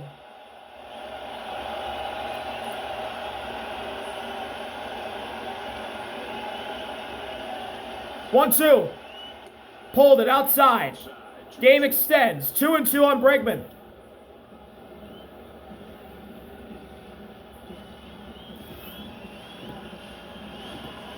Seven pitchers have combined to allow just 3 hits in this game. The Red Sox didn't have a base runner until the 7th. 2-2 pitch. Bregman fouls it away. He's going to hang tough here with the game on the line. To have a good outing with each and every one of them. Did a great job tonight. Fisher gave up the only run to the Red Sox. Gave up an RBI single to Trevor Story. The Story's driven in 96 runs this year. 2-2 offering. High, up and in. Full count to Bregman. So now Guerrero's going to come off the bag, play behind the runner. Duran will be on the move. Yoshida's on deck. And it's 3-2 on Bregman. Full count delivery with the game on the line. Or with the game hanging in the balance, rather. It's in the other batter's box. Ball forward. Alex Bregman's on. Duran, Bregman on second and first. And that'll bring up Masataka Yoshida. Yep. And I don't know what tomorrow brings, and he's up to have to get out of it. But Yoshida is 0 for 2 with a walk tonight, and he has hit well against the Blue Jays for his career at home run last night. And you want to go any deeper in this lineup?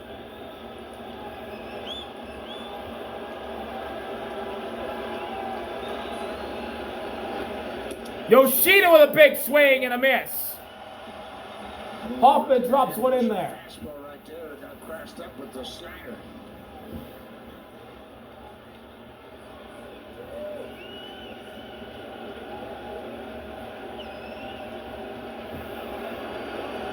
That's outside. Count evened up at 1 apiece.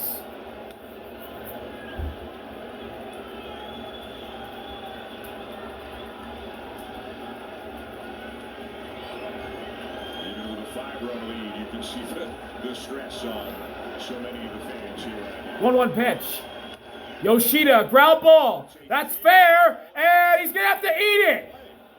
Masataka Yoshida with an infield single. Bases loaded with 2 outs in the ninth. Red Sox cannot tie this game right now. But they can if they get another base runner on, if they can score a run. Spin on that ball, and there was a chance for it to go foul, but it stays fair. And the Red Sox move station to station after Yoshida's infield single. Here's Romy. He does a good job just to pick it up. Mound visit between the pitching coach, Tyler Heineman, and Jeff Hoffman. Walker out for a chat with Heineman and Hoffman. A hit by pitch, a walk, and an infield hit. So the bases are loaded with 2 outs.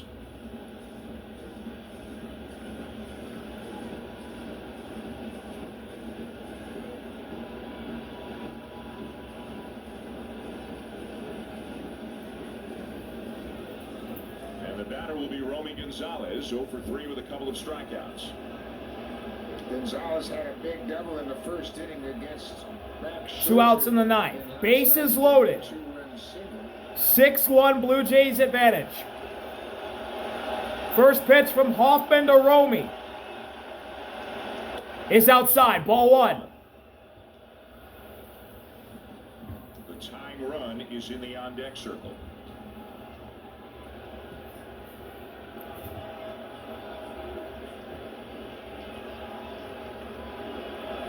One 0.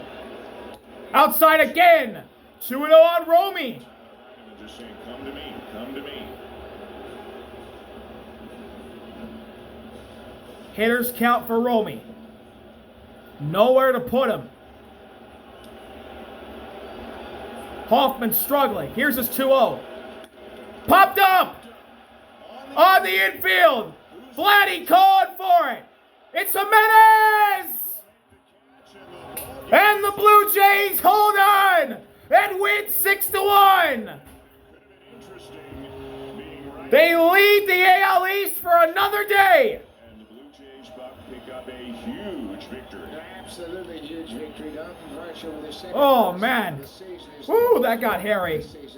I thought Vladdy was going to get it. Hoffman was still on the mound. Jimenez had to run halfway up the mound to get it. And the Blue Jays hold on for a big 6-1 victory. They'll lead the AL East heading to the final weekend. But will it be a tie at the top, or will they be in the lead outright? We'll see. We'll go back to New York.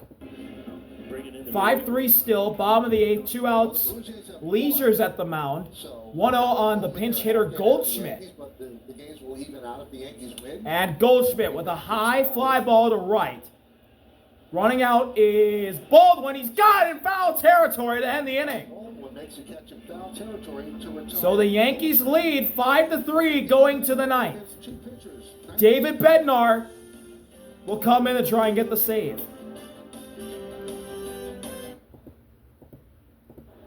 Oh. Well, Seahawks Cardinals is at halftime. Both games are in a commercial break. Royals Angels is on, Rockies Mariners is on, but I think for now I'm just going to focus on White Sox Yankees.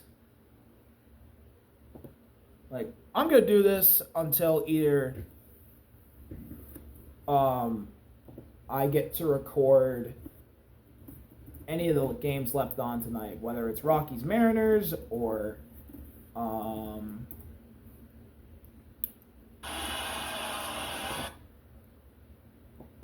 it's Royals Angels, or it's Seahawks Cardinals, something.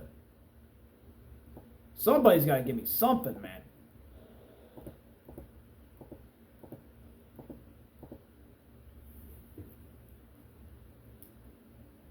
I mean, it's either going to be until my phone battery's out of space, or something. I don't know what, but we'll see. Oh, we're back. Before the national anthem, play, you can talk. If the White Sox score a run in this 9th inning, separate recording, getting this Chromebook ready. Let me turn it on, too. Let me get ready. Look at that. Just in case. Big Birdie's good. Hey, what happened to my hair? It used to be dark. They didn't have the birdies in. Yeah. Must have had a rain delay there, huh? That's nice. Bednar's in. He fires. A ball to Kyle Teal. A curveball in the zone. Called ball 1. Friendly call for the White Sox. 1-0. Has a 2.61 ERA. Remember, he struggled in that very first game, but there haven't been that many struggles since. 1 offering. Strike 1. There it is. Curveball. That one's called a strike, and the count's tied up at 1 apiece. Yeah, and you know, we did it together. Yeah. Michael, we got to witness it together. Everybody that came over on the trade kind of did not do what they wanted initially. Tapped foul. 1-2 down, Kyle In Teal. that ballpark, and it's just shaking my head thinking, what just happened? Huh? And then I figured out that I had no driver, so I was kind of just walking the streets of Miami. That was even worse. Payoff pitch from Bednar to Teal. That's tapped foul. We'll do it again. Teal hit my pitch, struck out twice tonight. Local kid from Mahwah, New Jersey. Where's Mahwah? I don't know much about Jersey. I don't get over there that much.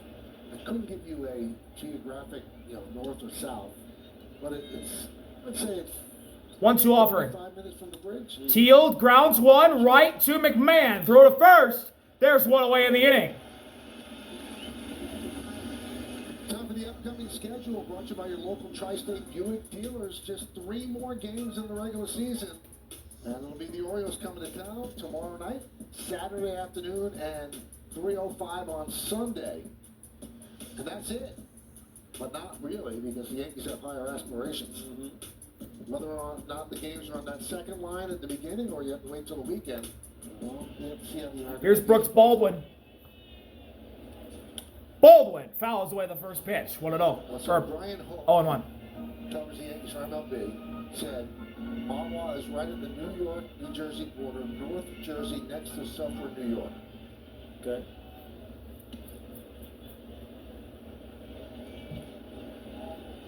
One offering. Swing and a miss.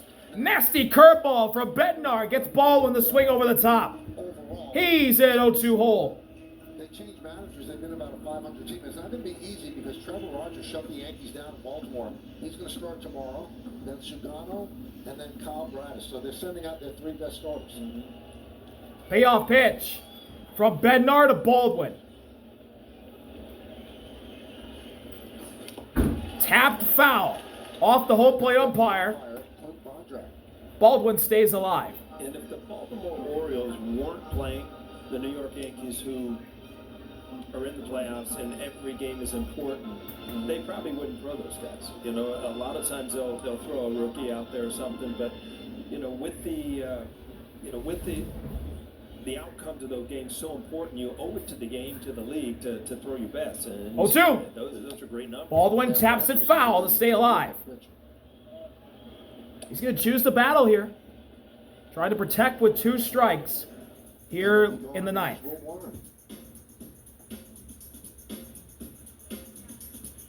Cam Slitler on Saturday for the Yankees, Louis Seal Sunday. 0-2. Baldwin fouls it straight back. He's fouling everything off that he sees from David Bednar.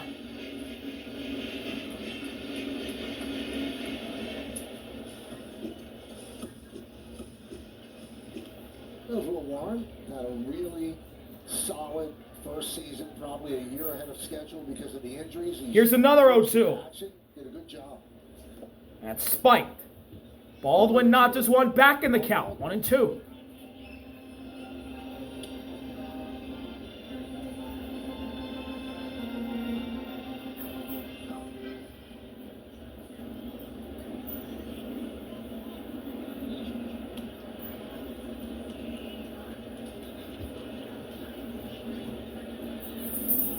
One, 2.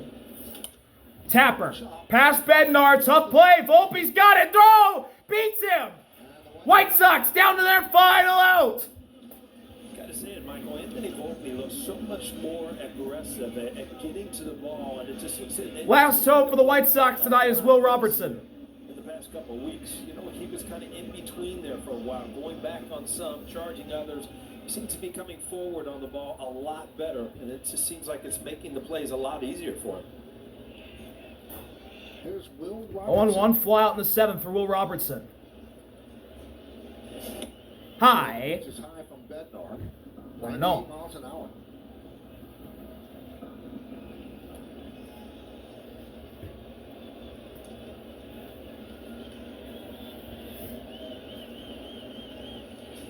Swing and a miss.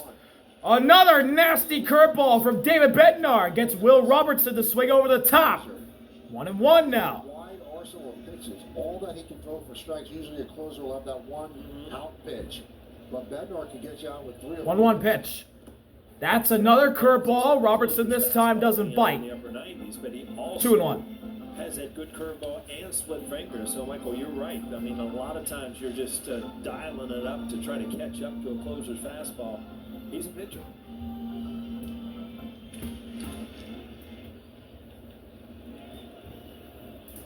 2-1 count on Robertson. 2-1 delivery. Swing and a miss again. Curveball in the zone.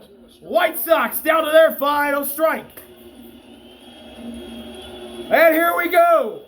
This is for the win. Bednar fires. And And that one got Wells as he shakes his they head. got Austin. You're Wells. You're back there thinking, really, there's 2 outs. What hit in the him? 9th inning. What did it hit? It hit something on Robertson. Oh, it hit the bat. Went right off And then I the got wrist, Austin. Just underneath or the glove.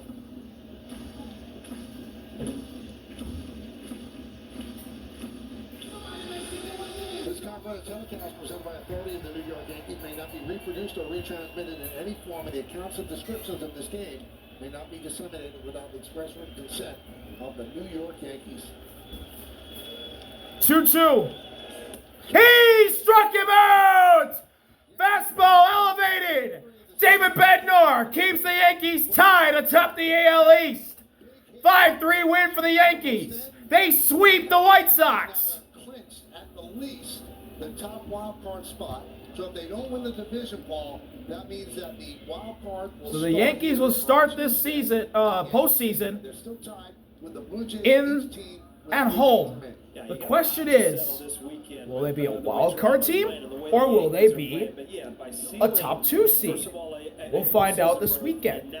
We'll see how many games the Yankees can take from the Orioles against how many games the Blue Jays can take from the Rays.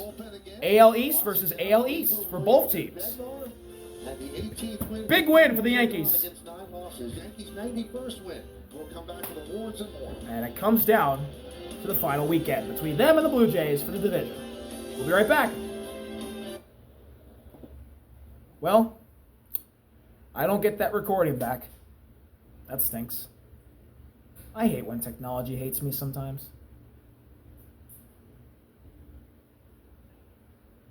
Okay, so, football's back.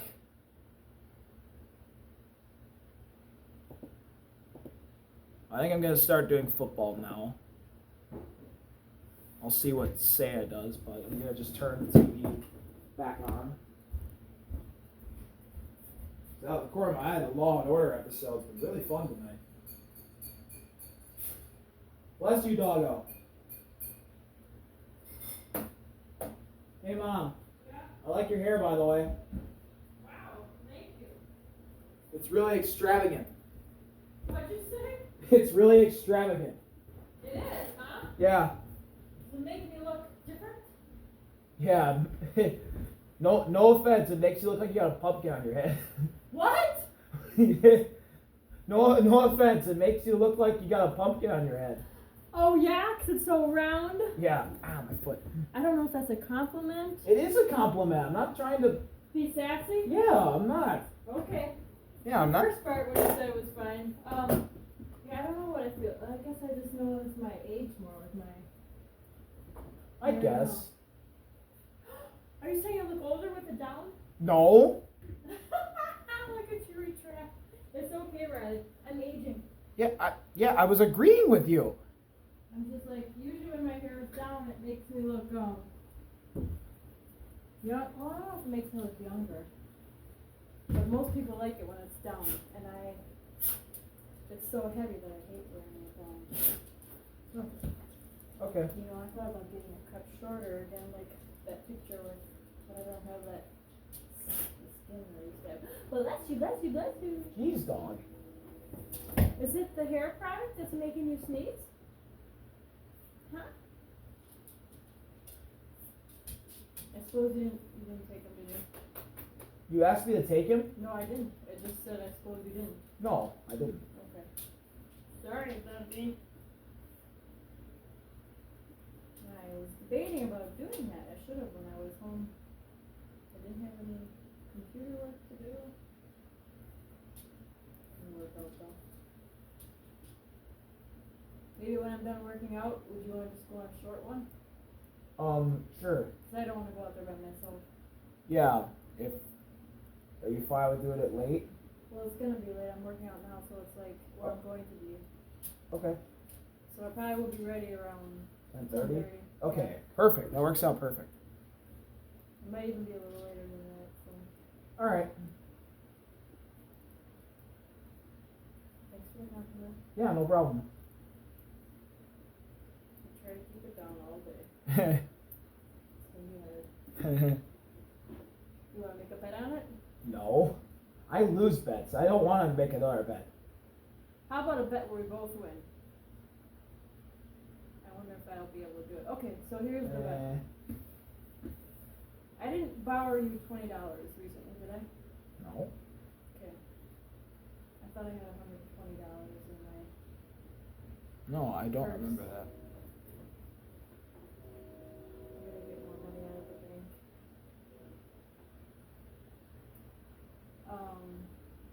Are you waiting to record? Yeah, it's under a commercial right now. Okay. What was I gonna say? Oh, I bet. If I can wear my hair down, what restaurant would you want to? If I can wear my hair down half the day, till noon, I get to pick the restaurant. Okay. If I can wear it down the whole day, or when I get home from work, then you get to pick the restaurant. Wait, that doesn't seem fair, does it? It seems more likely that I would only. Let's put it this way. No, let's leave it that way. I have an idea. What? If you can keep your hair down until sundown, or sunset, Yeah.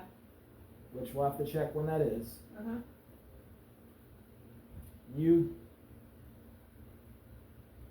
get to pick the restaurant, or should it be me? I was gonna keep the noon thing. I don't know. You know what? If I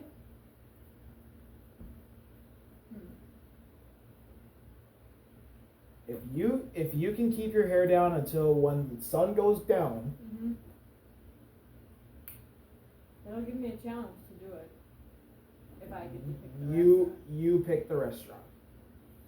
If you can't make it past 2:00, I get to pick the restaurant. Okay. If you can't do neither, You get to pick the restaurant.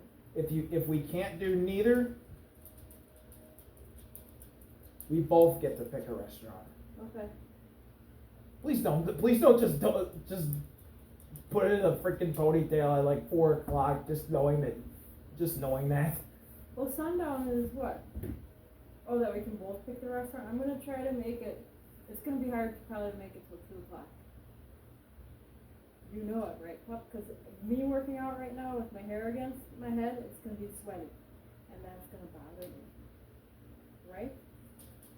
Mom, I was saying start tomorrow. Yeah, I'm not putting it up today. If I put it up today, then it's gonna mess up the mood. Oh. Because then it starts, so when I put my hair up, it'll make a bend in the hair. I mean, I could get it wet again, but it stays in that position most of the time. I am so thankful I do not have a lot of hair on my head. You could. I do not know. You do have a lot of hair. It's just not long. If you grew your hair out, it would probably get poofier, like Eric's. Yeah, no. Like mine, but you have to get it thinned out like I did. She just thinned out a lot of my hair. Yeah, no thank you. I do not want that. No. Poofy? I know, I was like, oh, this is a little too poofy for me. I already want to wet it down a little bit. I do not want a lot of hair on my head. Like, I already got enough. Yeah, you got a lot of hair that you could make. If you want to do different styles with your hair, you could. Yeah, no. I'm good. Well, you do you. I'm just saying, if you ever wanted to do something different, you definitely could use crap in your hair and shift it this way, shift it that way. Alright, I'm gonna... Do your thing? Yep. Alright, I'm gonna do my, get a little wash on and then do my workout. Alright, have fun with that. Yeah, I'll probably work out up here today. Oh my god, is it 9:47? Can you do it? Yeah, it's 9:08. Can I do it what? Can you do it in the, The basement? No, the, kitchen. Yeah, I wanted to do it up here. Yeah, that's what I'm saying. 'Cause I haven't really seen you, so. Yeah, can you do it in the kitchen? Yeah, I'll be back up though. I gotta get, groceries. Yeah. I mean, oh my god, laundry. Okay. The hold there, the left tackle, Paris Johnson. Well, we're just gonna go until either my memory is full on my phone, 10-yard penalty, second down. or I record this game, or possibly Royals Angels or Rockies Mariners. Holding call on Paris. So that's gonna back the Cardinals up. He's coming off an injury miss last week. He's going up against Uchenna, and yeah, that's a hold. And he's able to be able, like any tackle that gets out there isolated against a really good edge. Grab him on the right shoulder, Left arm gets up hooked around him. the neck, right in front of the referee. 2nd and 17 at the 43. 44 actually. Kyler. Snap. Kyler dumps it out to Benson. Benson cuts up field, and he's going to be wrapped down after a gain of 3. Andre Thomas with the tackle. 3rd and long upcoming for the Cardinals. 3rd and 14 to be specific. And DeMarcus Lawrence is out. It's the quad, but it comes with the territory, as it does in year 12. Well, the one good thing for him, you get the mini bye, so he doesn't have another game for 10 days. And Nowusu getting healthier allows him to be able to get 7 into the game for him. 3rd and 14. Great to see him healthy, and it helps him to get some depth. Witherspoon looking like he might blitz. The next game against Tampa Bay. Kyler, it's a blitz. Here's Witherspoon. Kyler throws it long, and it's out of play. 4th down. 4th down, Hoosiers will rain down. And the Cardinals will punt.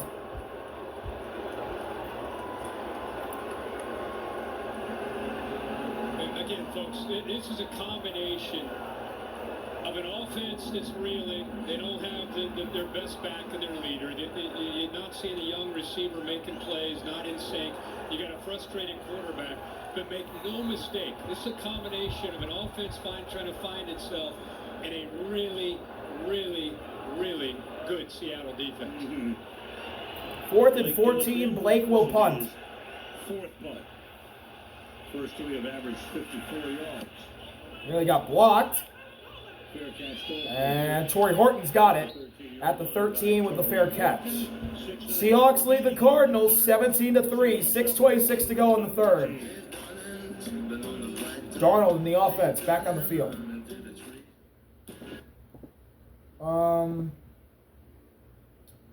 2-0 Mariners over the Rockies in the 2nd. Royals lead the Angels 2-1 in the 3rd. I mean, I might as well, at this point, I might as well check if Cal Raleigh got 61. Because I really want him to break the record. Not just because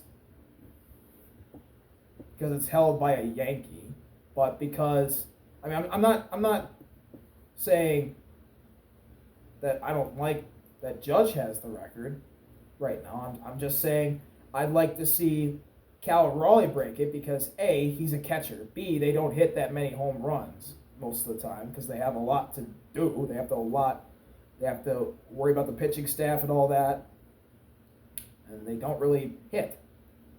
But Cal, he mashes, and He can break the record or tie it. Like 63 is possible. I mean, probably gonna have to hit one tonight against the Rockies because it's gonna be tough against the Dodgers, but we'll have to see. Oh, it was Gino. Eugenio Suarez hit one out of here. It's 49th. Damn.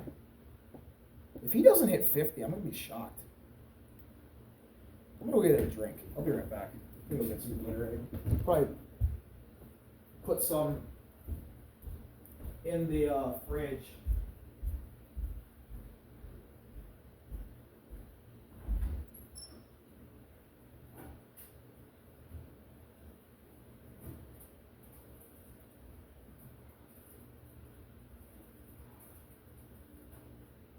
What's up, doggo?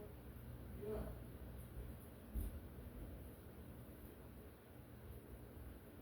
Oh, I haven't got a beer in the fridge. Oh. What? I didn't know I had a beer in the fridge.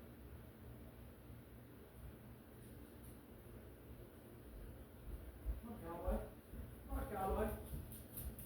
Come on, cowboy. Don't you want to be in the video? Oh, they're back. Well, great time to get back, huh? Right, and Geno Smith opts to go to Los All right. Angeles to be back. Seattle with the ball. They went out and said, let's go get Sam Darnold. Right. 6:26 to go, 1st and 10. Darnold, it's a pitch to JSN. And he's met behind the line to gain. Second down. It's kind of crazy that you bring a coordinator in to work with one guy. 2nd and 12, JSN loses 2. John Schneider, who's the longtime general manager of the Seattle Seahawks. It is, you're right, it is funny, but I love how quickly they had to respond to Gino going another direction. They went out and said, who's out there that fits what we want to do? And after the year Sam Darnold had in Minnesota, they said, that's our guy, and he fits our system. Let's go pay him. 2nd and 11 at the 12. So far, Darnold looking to throw, goes out right, it's caught, and it's Kupp, and he's going to get brought down by Zaven Collins. 3rd and long coming up. It is pretty remarkable to think about 5 teams that he starts with, and the guy is 28 years old. Think about what he's been through, and he's only 28 years old in his 8th year in the league. I mean, think about what's ahead of him. One of the great, in the great tradition of USC quarterbacks. 3rd and 10 at the 13. Darnold with Charbonnet to his right. Snap. Darnold. Pressure off the edge. It gets picked up, and it's knocked away. Looking for Kupp. Max is there. 4th and 10. 3 and out by the Cardinals defense. They needed that. We saw 2 corners this series make big plays. We saw Keitrell make a play against Chuck Clark against the run. Now this time you see 16 Milton with a quick reaction, anticipation where the sticks are, and he's able to work back to Cooper Kupp, thinking that ball may come out and use that right arm to be able to swat that away with his length. Great play. 4:57 to go. Michael Dixon will punt, and he's in his own end zone. Sure, here's Dixon's 3rd punt. Punt is away. Very high, very far, and it goes out of bounds near the 40. Bounces out of bounds somewhere around the 35 or so. 17-3, 4:50 to go. Seahawks in front of their division rival Cardinals.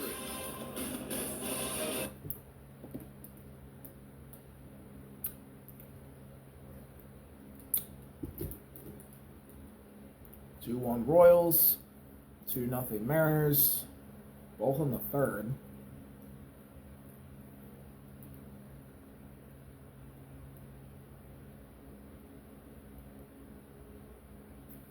Maybe go get some cough drops. My throat's starting to act up again.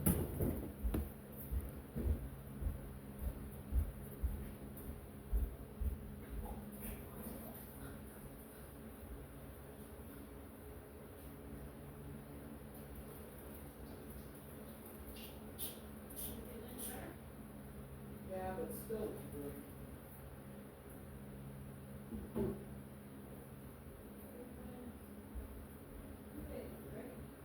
Yeah. Yeah, I don't have a week.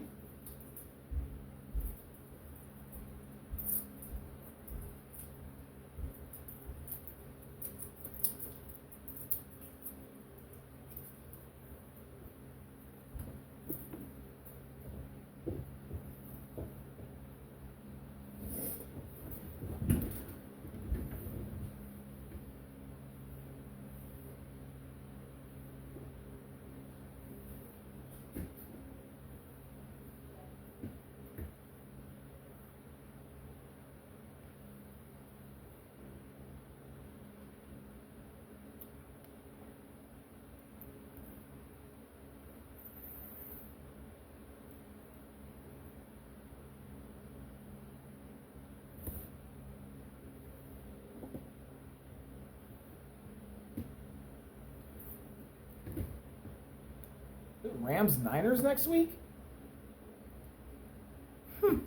Seahawks Cardinals, then Niners Rams. NFC West.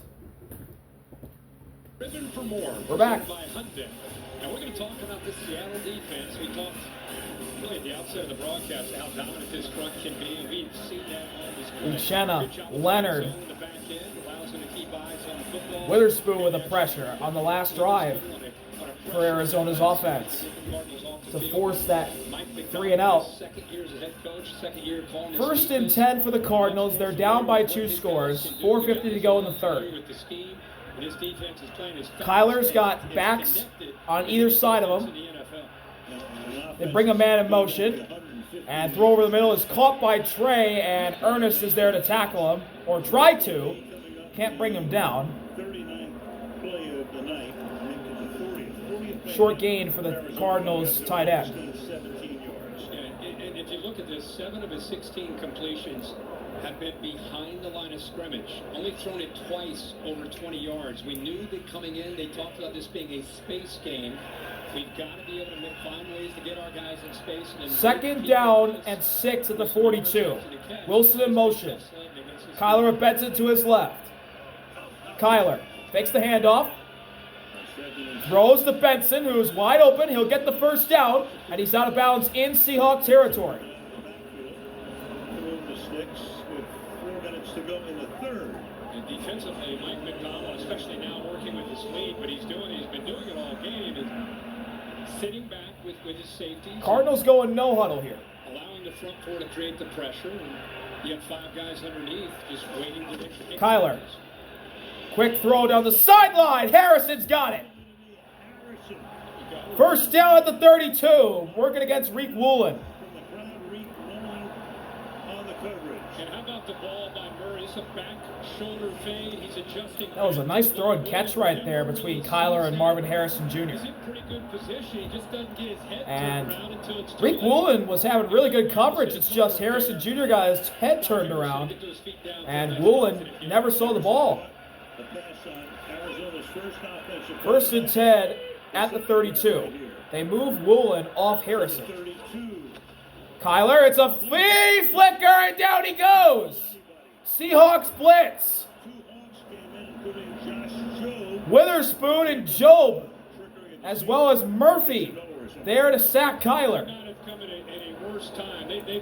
I believe the sack's going to go to Job. Here's a replay. It's a flea flicker. Witherspoon's already coming off the edge. Kyler sees him, and then Job cleans him up. So yeah, it should go to Josh Job, that sack. That was a nice blitz call by the Seahawks on defense.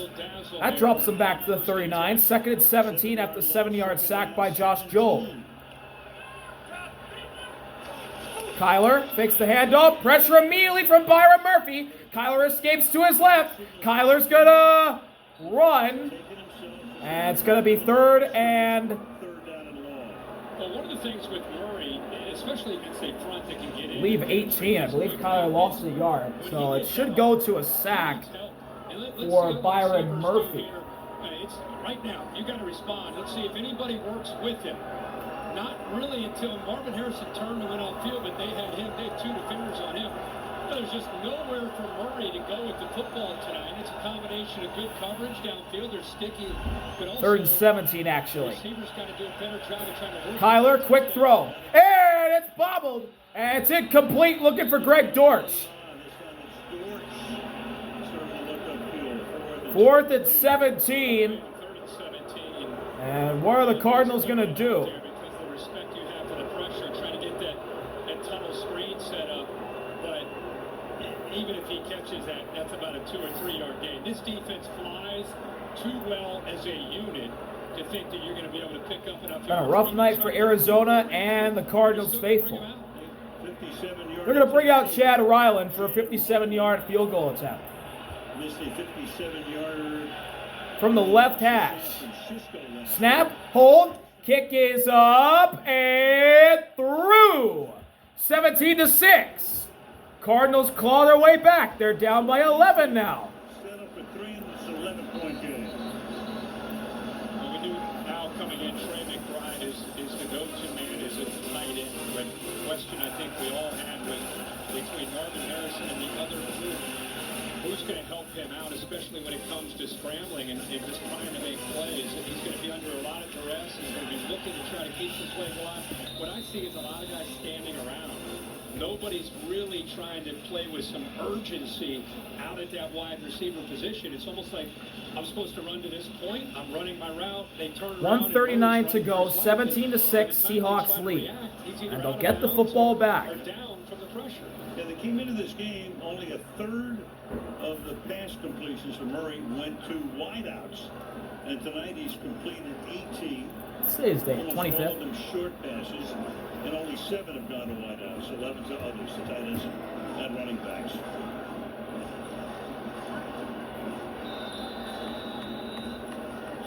$1:39 to go. Ryland will kick it off. Kick is away. Low liner. It'll be returned at the 1. Out to the 25. There's a hole! Up into the 33. Out to the 33-yard line. He goes. Holani. 1:33 to go, third quarter. The Seahawks offense heads back out onto the field.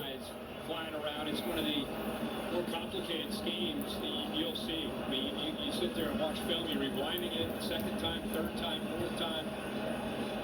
There's Nick Wallace, the defensive coordinator, who calls the defense. They do a great job. They get a lot of hybrid players, meaning guys that can do a lot of different things, which creates confusion because you have a hard time IDing Buda Baker and what his job might be post-snap. So it puts a lot on the quarterback from At the 33.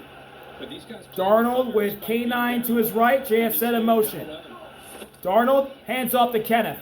Kenneth has a little hole, and he's met by a herd of Cardinals for a gain of about 4. In Philadelphia for 2 years. Second down. And then he gets the job. He knows he's got the job. There was a little bit of tampering involved, too, when they talked to him when they shouldn't have before the Super Bowl.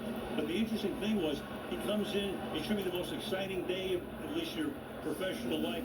And he comes in after giving up 38 points to Kansas City in the Super Bowl in this stadium. Tough one. Yeah. You said you brought up another one. Was it Kyle Shanahan? Yeah, right after the our guy. Second and 6. At the 38-yard line. Darnold fakes the handoff. Here's pressure in front of him. Throw is past Smith and Jigba. Incomplete. 3rd and 6. He's run 17 routes. That's the first time that they've targeted Cardinals.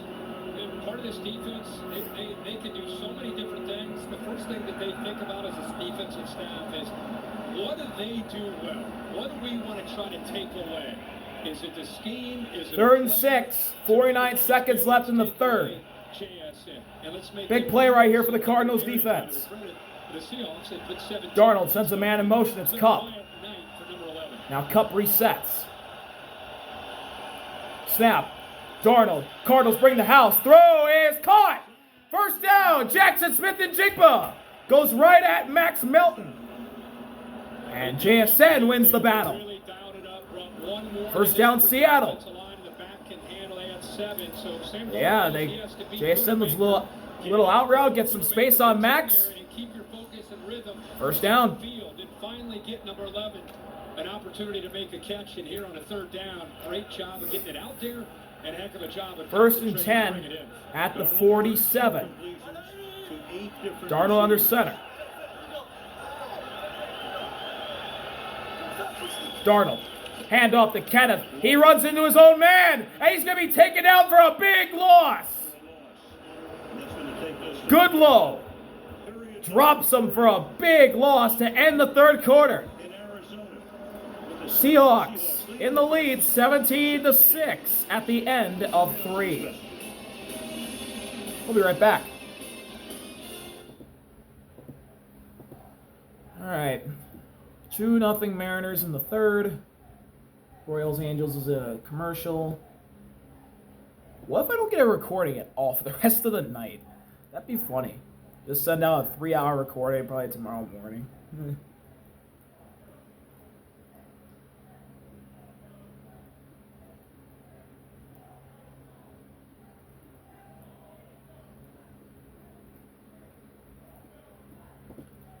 Yeah, still 3-1. Oh, now they brought the Royals-Angels game back.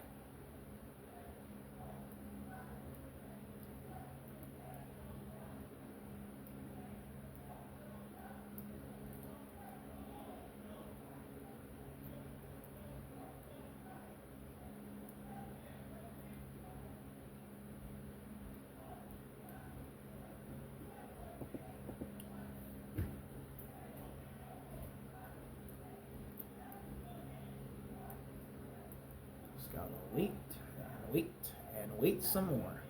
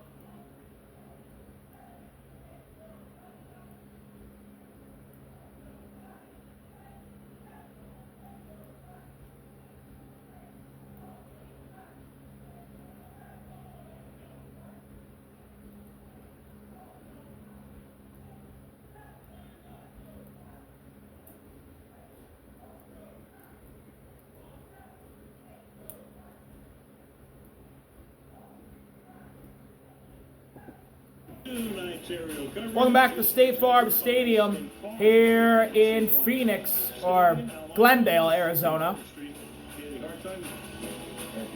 Cardinals losing to the Seahawks 17-6. We begin the fourth quarter.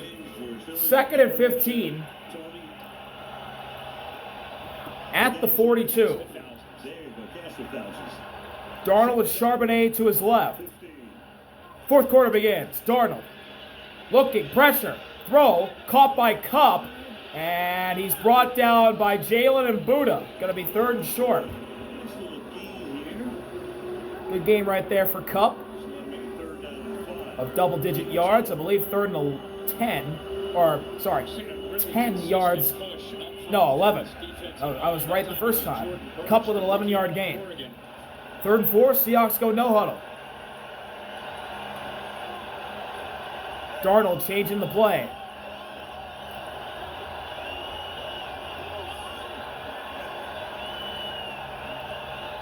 Cardinals look like they're in man coverage. 3rd and 4. Darnold takes the snap. Pressure all around him. Darnold gets out of it. Flag is thrown. Darnold out to his right. He's going to scramble, and he's not going to get anything. But there is a penalty marker. It looks like it's on Arizona. Jalen Thompson defending Cooper Kupp.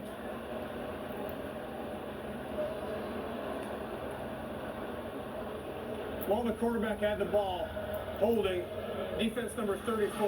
Oh. 1-yard penalty. Wow. Automatic first down. Jalen took Cooper Kupp to the ground. And after the holding call on Thompson, the Seahawks get a free first down, and Jalen Thompson can't believe it. So it's an automatic first down, and Sam Darnold not in any hurry at all. Seahawks now in Cardinals territory. For 170 yards tonight. Averaging over 8 yards per pass.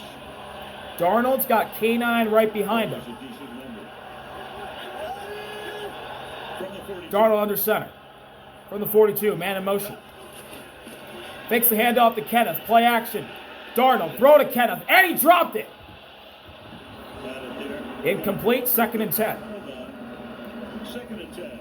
Can't help to be optimistic to think about this if you're the Cardinals is defensively and take advantage of things like this. Balls dropped.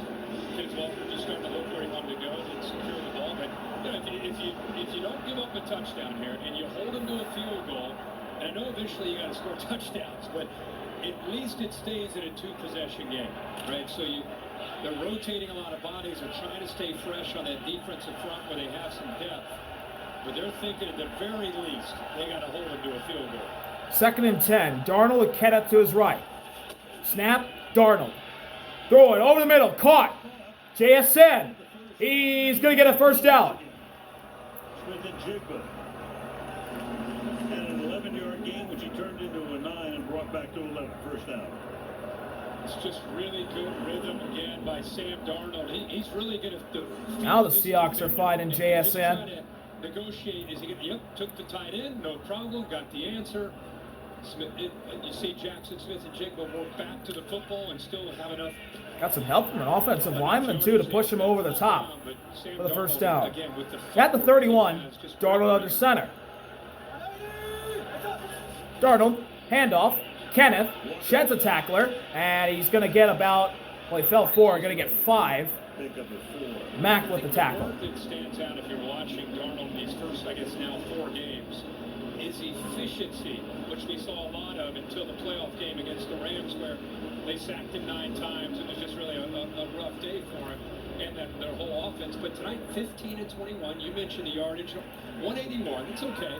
1 touchdown, no interception. 2nd and 6. Not making mistakes. That's exactly I formation. when you have the kind of defense that this Seahawks team has. Darnold, handoff. Kenneth has a hole. Kenneth to the outside. 15, 10, inside the 10. First down, Seattle. Knocked out of bounds by Jalen. First and goal for the Seahawks now. This is just old school ISO here. Follow the fullback through that hole and then use your vision. Where's the grass? Backside. And he does not blink. I mean, it is a quick reaction with the vision that he has. And then he has the acceleration to find exactly where he needed to go. Gets behind 72, Abraham Lucas, the right tackle. First and goal at the 8. Darnold under center. Handoff to Charbonnet, who gets a hole. Another hole. Touchdown, Seahawks. Zach Charbonnet. But hold on, there is a penalty marker.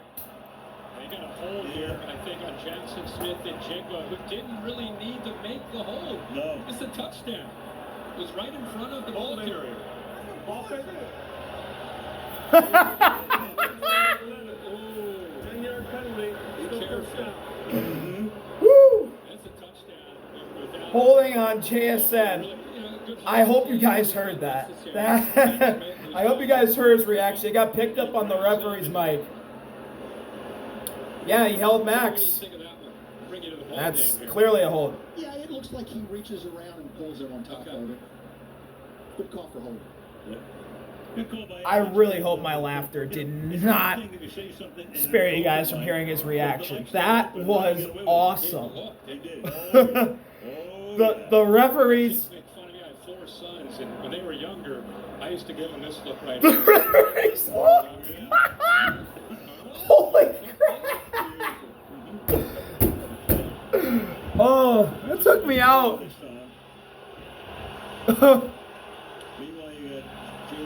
Oh, and Jalen got hurt for the Cardinals. Just to go back to our point a little earlier, 11-point game, a touchdown here makes it obviously He's gonna really tough in a limp off the field. game. But if you can squeeze down here in the red zone, First and goal for the Seahawks. That's going to back them up. Force a field goal. Keep them in a 2-possession game. Jackson Smith and Jigba still talking to him. JSN still not happy about that penalty. Gotta be careful. It may have been a mini apology. I couldn't tell. He's a pretty chill guy. Yeah. But ultra competitive. And with DK Metcalf and locked it. First and goal at the 13.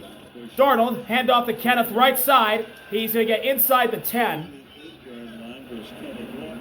So Walker, he's averaging close to 5 yards a carry. Second and goal after a good pickup right there from K9. You get that combo, you're normally going to win the game. And that, especially in Kubiak's offense, right? That's a great point because we came in tonight talking about, you want to run the ball, but you're only averaging 3.3 yards a carry. That's 29th in the NFL. And tonight they've been able to get on track. Second goal. And then put Sam Darnold in this offense. Nearly 11 minutes to go. Darnold under center.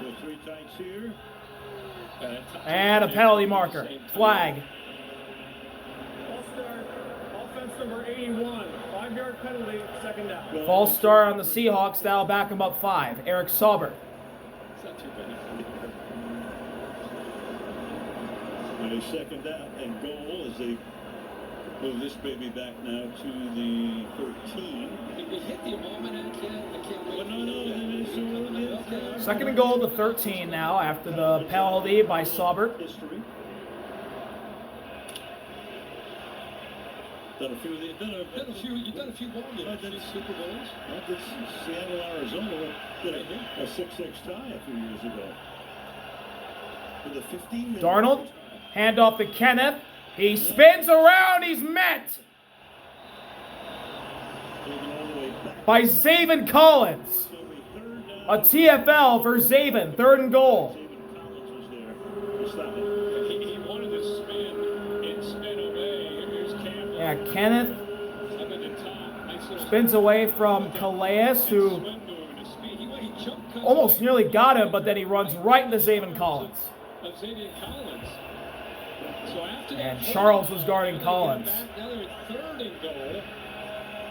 Again, remember how big of a series this is for this defense. Third and goal Inside the 16-yard line. at the 16. Quick throw to Cup. He's not going to get much. Clark, Barron, and Collins all there to stop Cup. Fourth and goal, and it looks like the Seahawks are going to bring out Jason Myers. Which will keep it a 2-possession lead. Now, as bad as things have been, Clock's going to run down to under 10 minutes to go. defense is fighting. I mean, they're fighting. And to this the kick end, by Jason Myers giving these guys at least a hope. will bring the lead back up to 14. It's a 31-yard attempt. 31-yard attempt for From the right hash, Dixon the holder.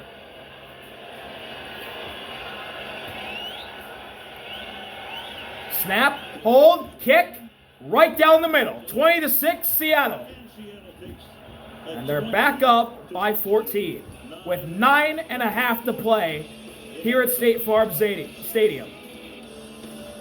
Can the Cardinals respond? We'll see. Oh wait.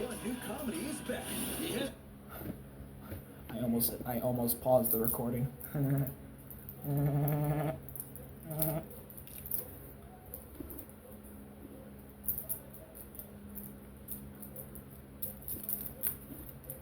Okay.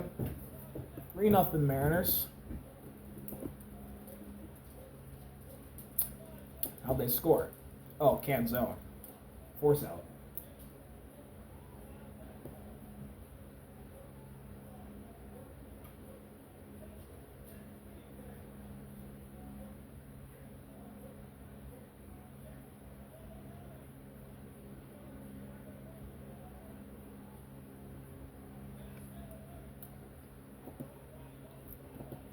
Royals beating the Angels 3-1.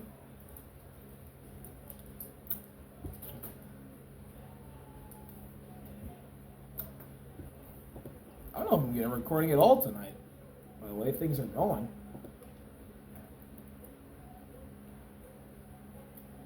I think I'm just going to go until my phone fills up.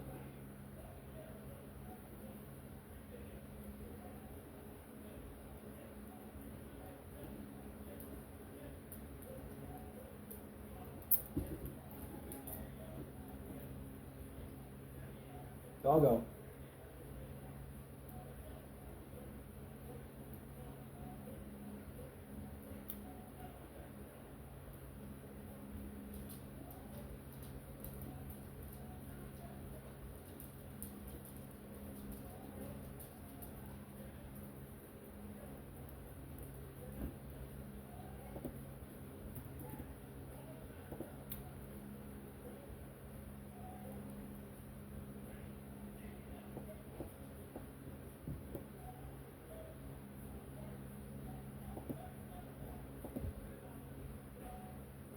We back?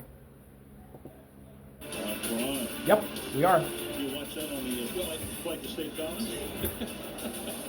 I'll be on my 2D. Yes. Welcome back. 20-6 lead for the Seahawks. Jason Myers will kick it off. Kick is away. It's a low liner. It'll be returned at the 8. Up to the 25 and tackle at the 27. That's Bam Knight. So the defense we know is good, right, for Arizona.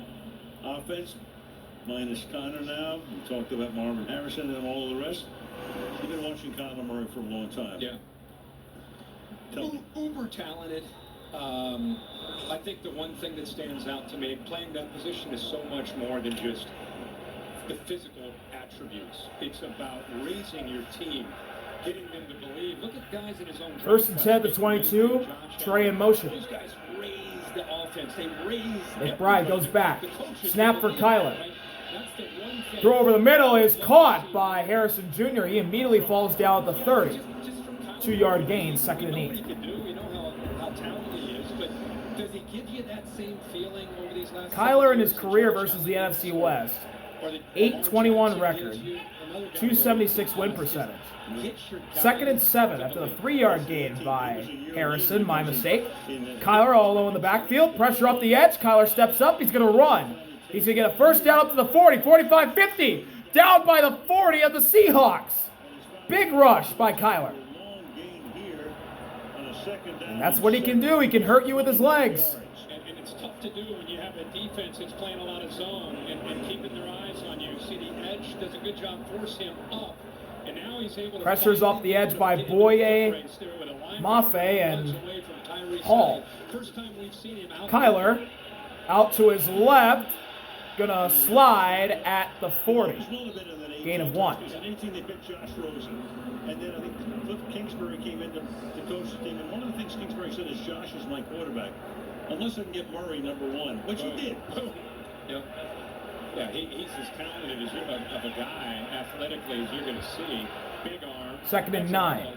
Kyler with Benson to his left. Kyler changing the play. 2nd and 9. Benson now to Kyler's right. Snap. Hand off to Benson. He's met immediately. Uchenna, Byron Murphy, and Ernest are there. 3rd down and 9 coming up. Texas last year stops him 3rd down and 8. You're going to have a hard time running between the tackles this year if this defense stays healthy. An interesting call there on 2nd down and long, maybe trying to catch. 3rd and long for the Cardinals. 3rd and 8.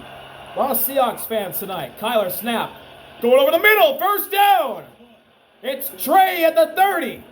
Great job there locating. He knew exactly where he wanted to go with the ball. Really nice throw and catch from Kyler and Trey. And McBride's been the best receiver for the Cardinals tonight. Nearly 7 minutes to go at the 30. Kyler, hand off to Benson. Benson up past the 25, and he's driven back by Julian at the 24. 2nd down and 4 coming up. 6-yard rush by Benson. 7 times for 29, making 8 for 35 now. We talked earlier when they got close to the red zone how tough it's been in these first 3 weeks to score touchdowns down in this area. At the 24, Kyler. Pressure up the edge. Going to the sideline. Incomplete. There's a penalty flag. Reek Woolen, PI. He can't believe it. Pass interference. Defense number 27. Ball's placed in the spot of the foul. And the Cardinals will be inside the 5. That's Weaver, the receiver. Woolen was on. Locked up man to man. He didn't do a good job of locating the football. Second time we've seen that where they've gone with a go ball and Murray gets hit right as he And throws the football. Maffei gets to Kyler right afterwards. Good job of finding the matchup that you like and going after. So that brings the Cardinals struggling when they inside the 10. Getting his head turned around, staying First and goal at the 9. First and goal. Kyler looking for the end zone. Time's running out. He's sacked. It's Uchenna coming from behind him to get him. But Joe took his receiver away. He was trying. He almost forced the ball to Marvin Second and goal on the second sack of the night for Uchenna. He's only in because DeMarcus Lawrence got hurt. Or I shouldn't say that. He's in because DeMarcus Lawrence got hurt. He's in a bigger role now because Lawrence got hurt. He got by Jonah, and Kyler ran to his own center. That moves him back to the 16. Second and goal. Kyler going for the end zone. Caught! Touchdown! Marvin Harrison Jr. He gets a Moss of Devin Witherspoon. Also beat Kobe Bryant. What a catch by Marvin Harrison Jr. Woo! Man! Went right at Witherspoon and took the ball from him. Got around him and jumps over him and makes the catch. Witherspoon with tight coverage, but a hell of a catch by Marvin Harrison Jr. What a play. Wow. And that brings the Cardinals to 7 points behind the Seahawks. It's 20-13 with 5:50 to go. Marvin Harrison Jr. with a 5 out of 5 stars catch over Devin Witherspoon. A talented receiver and a talented corner. A great matchup for years to come in the NFC West between these two talented young stars. And MHJ beats Devin that time. We'll be right back from Arizona, and that is it. We're going to switch to a separate recording. It was fun. It was fun calling these games, y'all. It was really fun. I had fun doing this. And it was originally going to be a Phillies-Marlins recording. And because of the rain, it turned into a lot of different recordings. And a lot of fun I had for these 2.5 hours. But the Phillies-Marlins game did get back going, and the Phillies did complete the shutout. They beat the Marlins 1-0. David Robertson with the save. Walker Buehler gets the win. Jansen Jump gets the loss. And yeah, it's going to be Phillies-Marlins until the rain intervenes. Then chaos. That's what the title of this video is going to be. So if you guys watch it, thank you for watching. And as always, RV out. Peace. That was a lot of fun, man. Kind of hope I can do that again. I had a lot of fun tonight. Thank you, everyone. If somebody watches this, thank you.